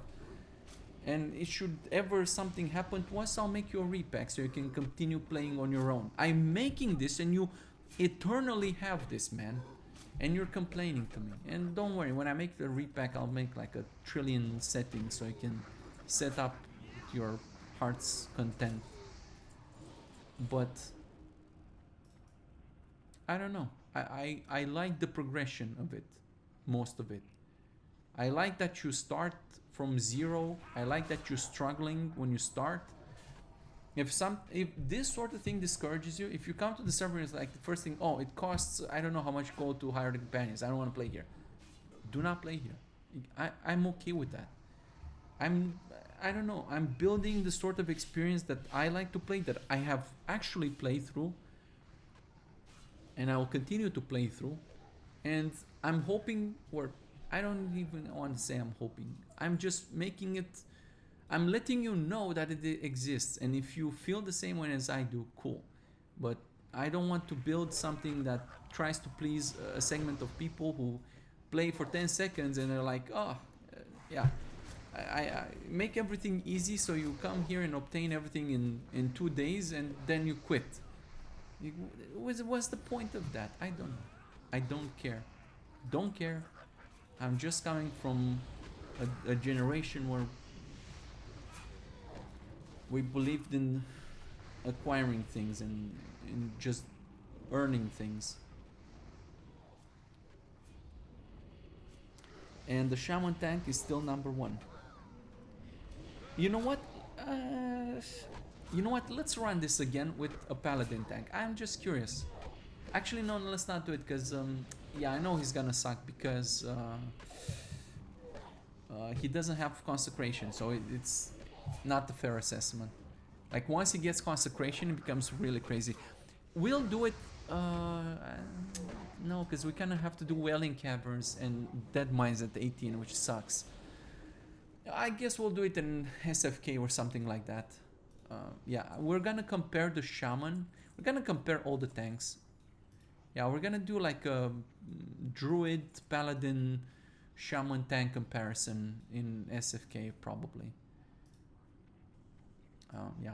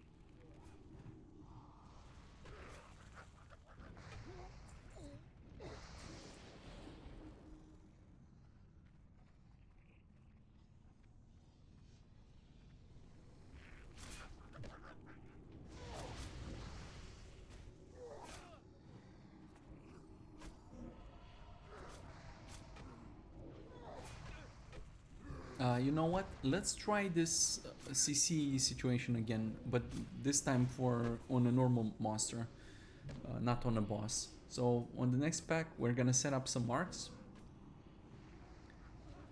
Yeah, I see. We can probably CC the Warlock just to see what happens. Yeah, we're gonna mess around with that a little bit more just to ensure that it works, because we didn't really do it too much. Well, we didn't, yeah, the guys with CC are usually the mages and the warlocks, so the other ones are, yeah, the rogue may have some gouge and whatnot, but at low level there's not much to talk about. Wow, these guys leveled up, everybody. That's cool. I have nothing against that. If they level up during the run, good for them. It's okay by me. Okay, so, let's do a focus mark. Let's change. So let's do cross and skull on focus, and this one gets a cross. So they're focusing in. I expect them to preserve or to respect the priority in the list. So it's not random, right?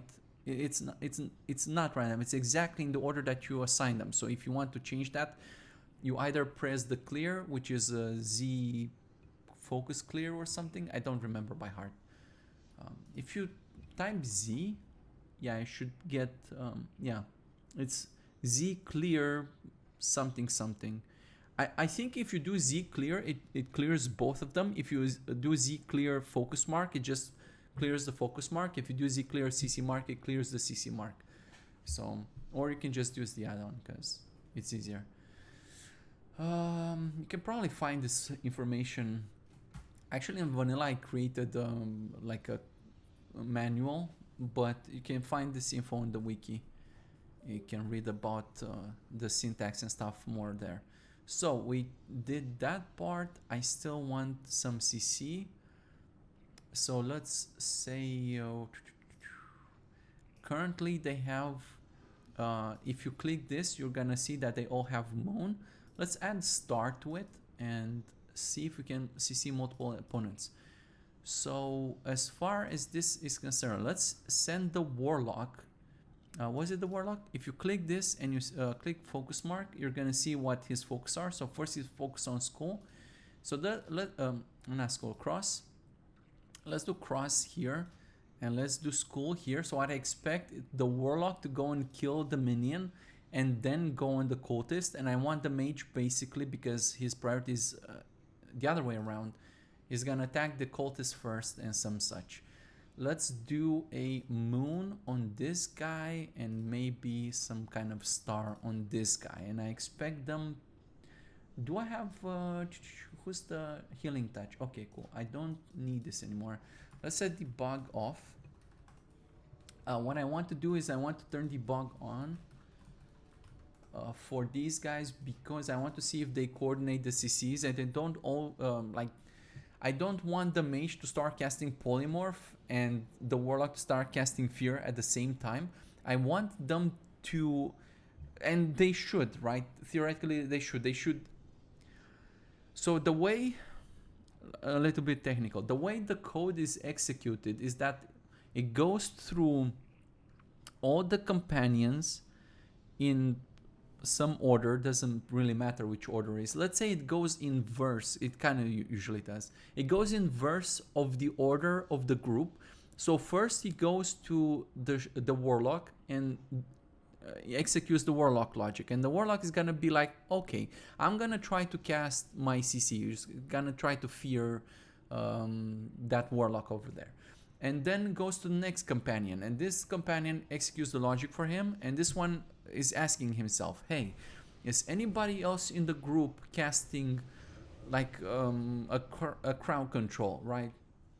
And I made the list of crowd controls that they should look out for, and he's gonna see that the warlock is in the process of casting some crowd control, and he's not gonna do it anymore, right? That's kind of the idea, and it works the same with everything else as well. So whether we're talking about interrupts or we're talking about coordinating heals, right? So if, let's say, these the warlock and the mages, the mage and the warlock could be a healer, and they would be casting a heal on this druid here.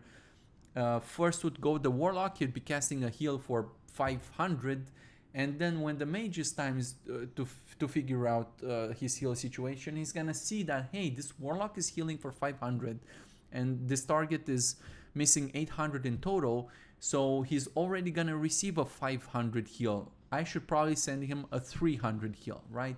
And that's why when you look at the healing or overhealing, wow, this guy overhealed a lot, but he's overhealing with what the fuck? Oh, okay. So he's overhealing with crits, or actually with hits. I'm confused.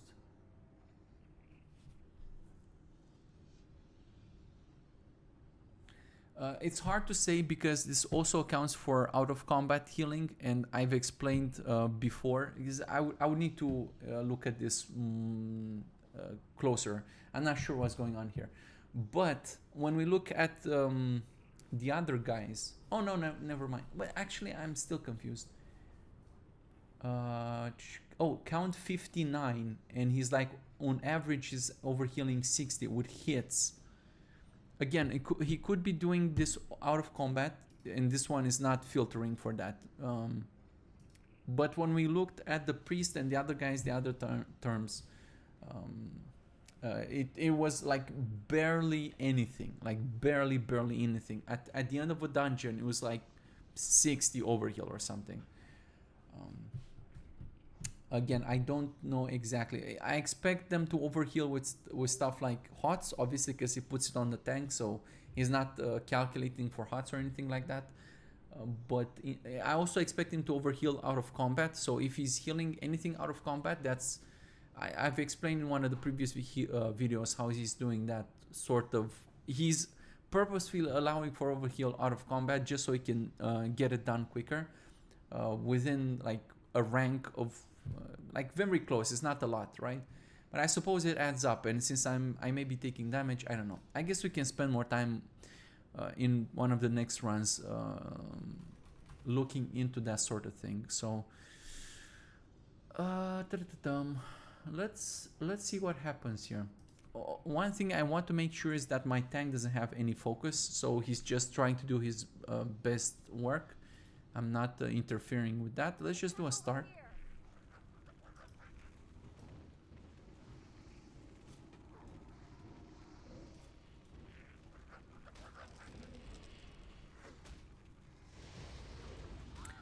Yeah, so I do see the Warlock, he's attacking the minion.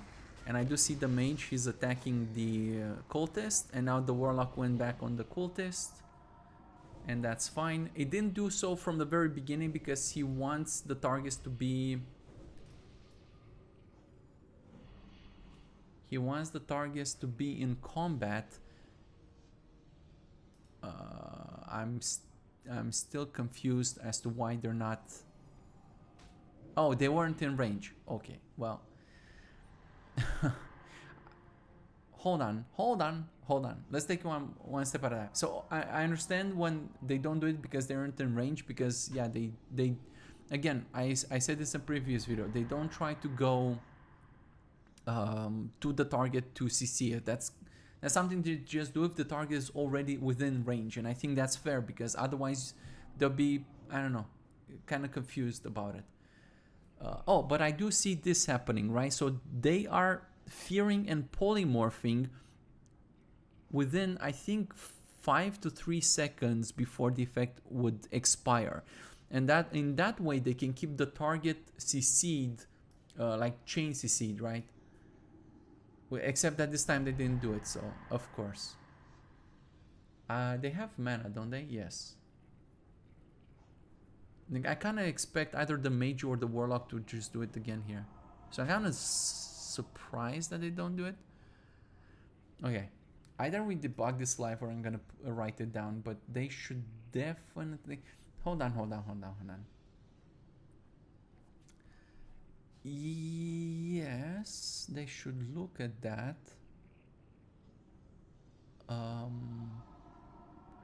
I have this. I have the code in my face, and it says they should look for less than 5 seconds. Let me debug this real quick, because I'm just curious like that. Oh. Okay. Hold on. Okay, so I wrote this code, but I didn't test it on the TPC server yet. And yeah, I may have to do some extra... Strange. Hold on, this is strange. You know what? I'll test it on my own, because this is going to... yeah, I'm going to have to look into it in more detail. Let me write it down on my to-do list. Check chain CC for Mage and Warlock. They do this on the vanilla server, but things have changed since then. I didn't test this. I just kind of wrote it and left it there because it wasn't particular priority.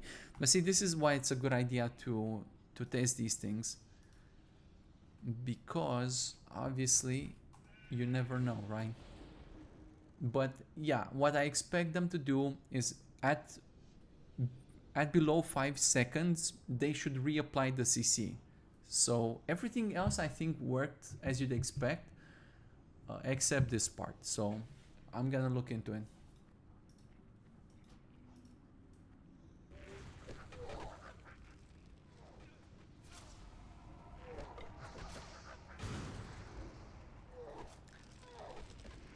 Yeah, there's still weird movement issues with going through the ground. And apparently it happens to the monsters too, not just the companions. By the way, the Warlock pets, I have them, if it's a Void Walker, and I don't know for sure if they get a Void Walker level 10, I think they might have a Void Walker. So what you can do is, if you whisper the Warlock set pet Void, if you say just, yeah, if you mess it up, it will tell you valid pets Imp and Void Walker. So you can do set pet Void Walker, and he would change the pet for Void Walker. And actually I gave the Void Walker pet the same kind of off-tanking logic as I did for the Hunter pets. So if we leave this guy going, You might see him going after things, after, yeah, mobs who are attacking squishies.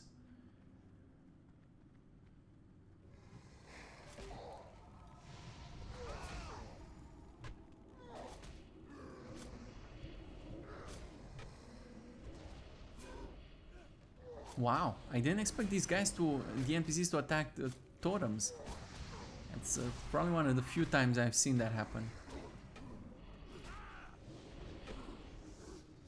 You can see he's attacking the Void Walker right now. And this other guy is attacking the Shaman tank, which is correct. And you look at this Void Walker guy, he's really tanky. Like, this guy don't care about nothing. Cool. So if you want to do any kind of duo leveling, you know what? One of these runs, let's try with just the Void Walker, everybody. Let's just have a Void Walker do it. I don't know. You know what? Let's do it. Let's kick this Shaman out. He's done a great job. Actually, let's not kick him out because maybe it's not working. So let's just pause the tank. And now we just have the Void Walker here. And I'm very curious. Let's apply some CCs just to alleviate some pressure. And let's try to attack this boss and see if the Void Walker can do it. I think I may not have given the Void Walker hold the CC targets tanked, maybe. Okay, but the guys are doing a good job tagging him. You can see the Void Walker tanking the boss just fine. Yeah, it's just these guys are CC'd and just you have the Void Walker doing it. I think the priest or the healer, whatever, he's supposed to heal the pet as well. Not as a priority, but yeah, it's somewhere in there. So I don't know if you can do a full dungeon with this, but you can clearly see he can do it. So there's that. Yeah, let's just use the Void Walker until the end. Let me pause this guy. Yeah, we're gonna do like a bigger pause on him. Let's see if the Void Walker can handle these 3 or 4 packs that are left. It's pretty cool though. So if you make use of CCs and yeah, you don't try to overload him too much, then yeah, you can probably get it done. I like this. How to do this? Let me set debug off. I don't remember if there's a pet debug for the Warlock pets. I don't know off the top of my head. There may be. So I can't tell you with certainty. I'll have to look at the code. But we're gonna find out soon enough anyway.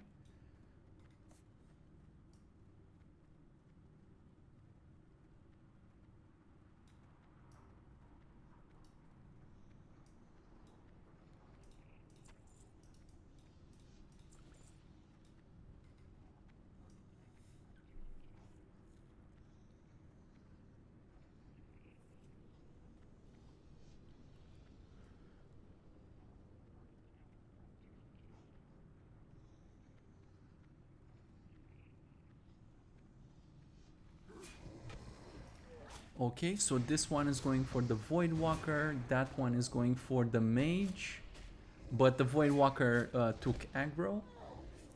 Yeah, you can see it, right? So it says Pet Torment, that's the Void Walker kind of growl equivalent. It doesn't actually taunt, it just adds aggro to it.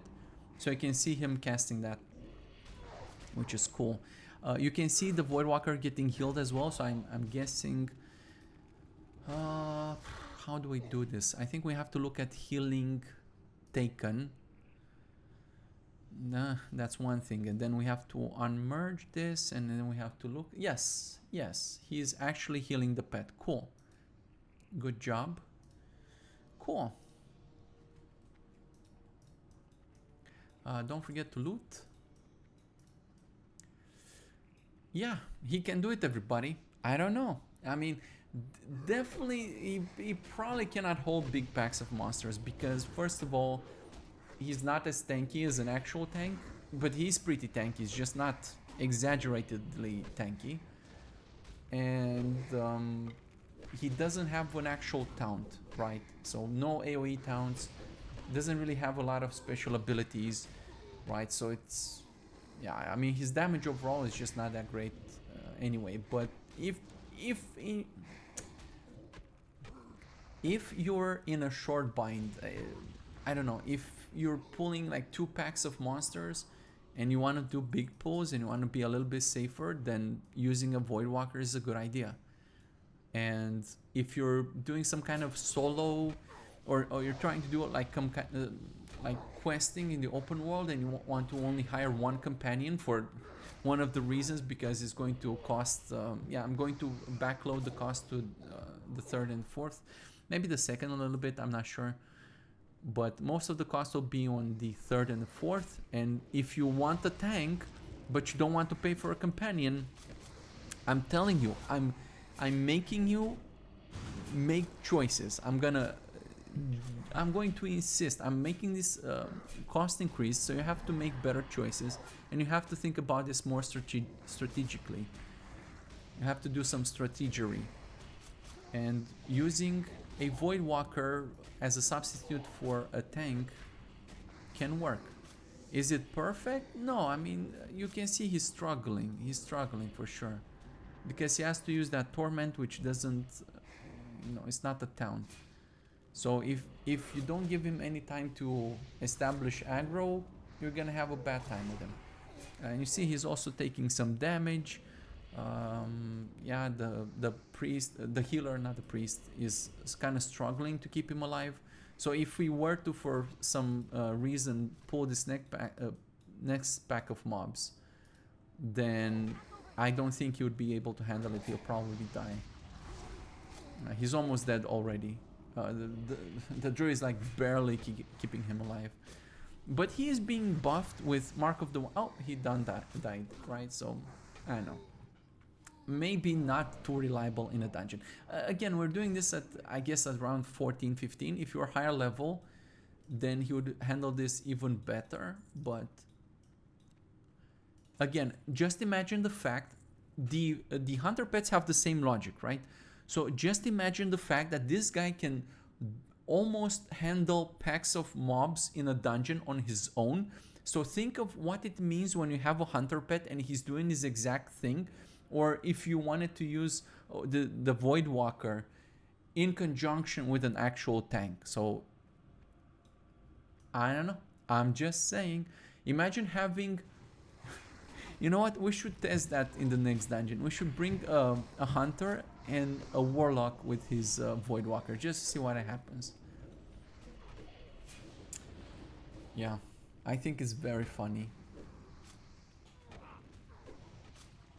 I find this more interesting, right? So if you had more restrictions and you had to consider, at least consider stuff like this, instead of just hiring without thinking 4 companions all the time, if you just had to consider, hey, maybe I can use a warlock Voidwalker to tank, maybe I can bring a hunter pet to tank, or stuff like this.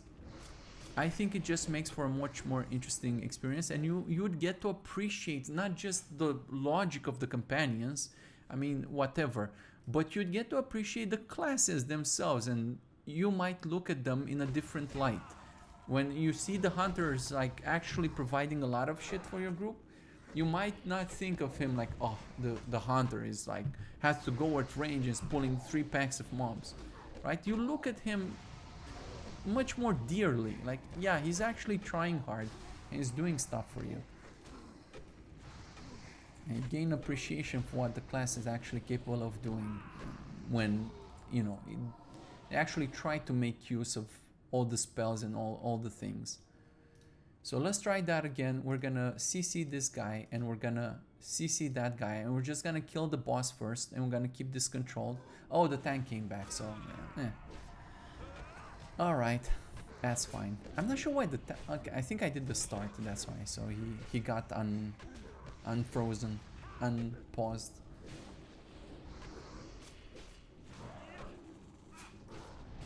But otherwise it's working as you'd expect. The Warlock is losing a little bit of damage here because he needs to fear more often than the Priest needs to polymorph, so that's a thing. But you see, if you use CC marks, if you were to come here at a lower level, you could absolutely use CC. And I hope I'm going to show you this more relevantly in higher level dungeons, because this is kind of easy. But when we get to higher level dungeons, I hope you get to see what kind of a difference it makes when the companions use CC correctly. And I'm gonna look in this back-to-back CCing as well, so they keep the target CC'd when he's already CC'd. It should have worked, but I only wrote the code, I didn't actually test it, so yeah, that's why we're doing this, so I can test things out. Cool. I looted things. We made 43 silver, which is our best so far, even though I forgot to reset those first couple of mobs at the start of the dungeon.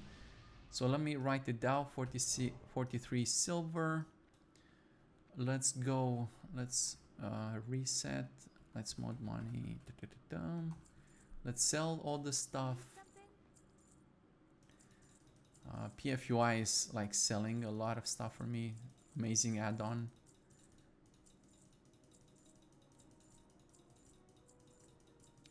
Cool, 141 is what we made. This is our best run yet, 141 gold. This is why we have to do multiple runs, because yeah, there's some variance in there, and you have to account for that to some limited degree. Which brings us to 184 gold, which is our best run yet. So around 160, 170, I would say, is the average for this dungeon, which is pretty damn good. At this level, 1 gold at level 14, 15 is a lot. Yeah, you can do things. With almost 2 gold, you can do things. Yeah, I mean, at around level 10, all the professions cost like, I don't know, silvers and coppers and things like that. So you have 2 gold, it's a lot. All right, everybody. That was Ragefire Chasm. We got to test basically all the classes. We still have, I guess, the Druid melee DPS and Druid range DPS. And we're going to look at that in Wailing Caverns in the next video. We're going to keep doing this 3 dungeons. It's a little bit, yeah, it's gonna take some energy to do this. I hope I can see it through, but I believe in it, so I'm gonna make it happen. You see that in each of these runs, I keep adding things to fix on my list, which means that it was the correct thing to do this. Because without this, without me testing this, and if you would encounter this issue, the problem is you may not know what the actual problem is, right? Even I don't know a lot of the times. That's why I have to write it down and test it. But it's one thing when I find the issues because I know what to look for. It'll be another thing when someone else looks over this and be like, I don't know if they should be chain CCing or not, but it's not working. Is this a bug? Is this not implemented? Can this be implemented? And I just know, hey, this should be a thing, and if they're not doing this, something wrong. So I have to look into it. All right, thanks for watching. See you next time.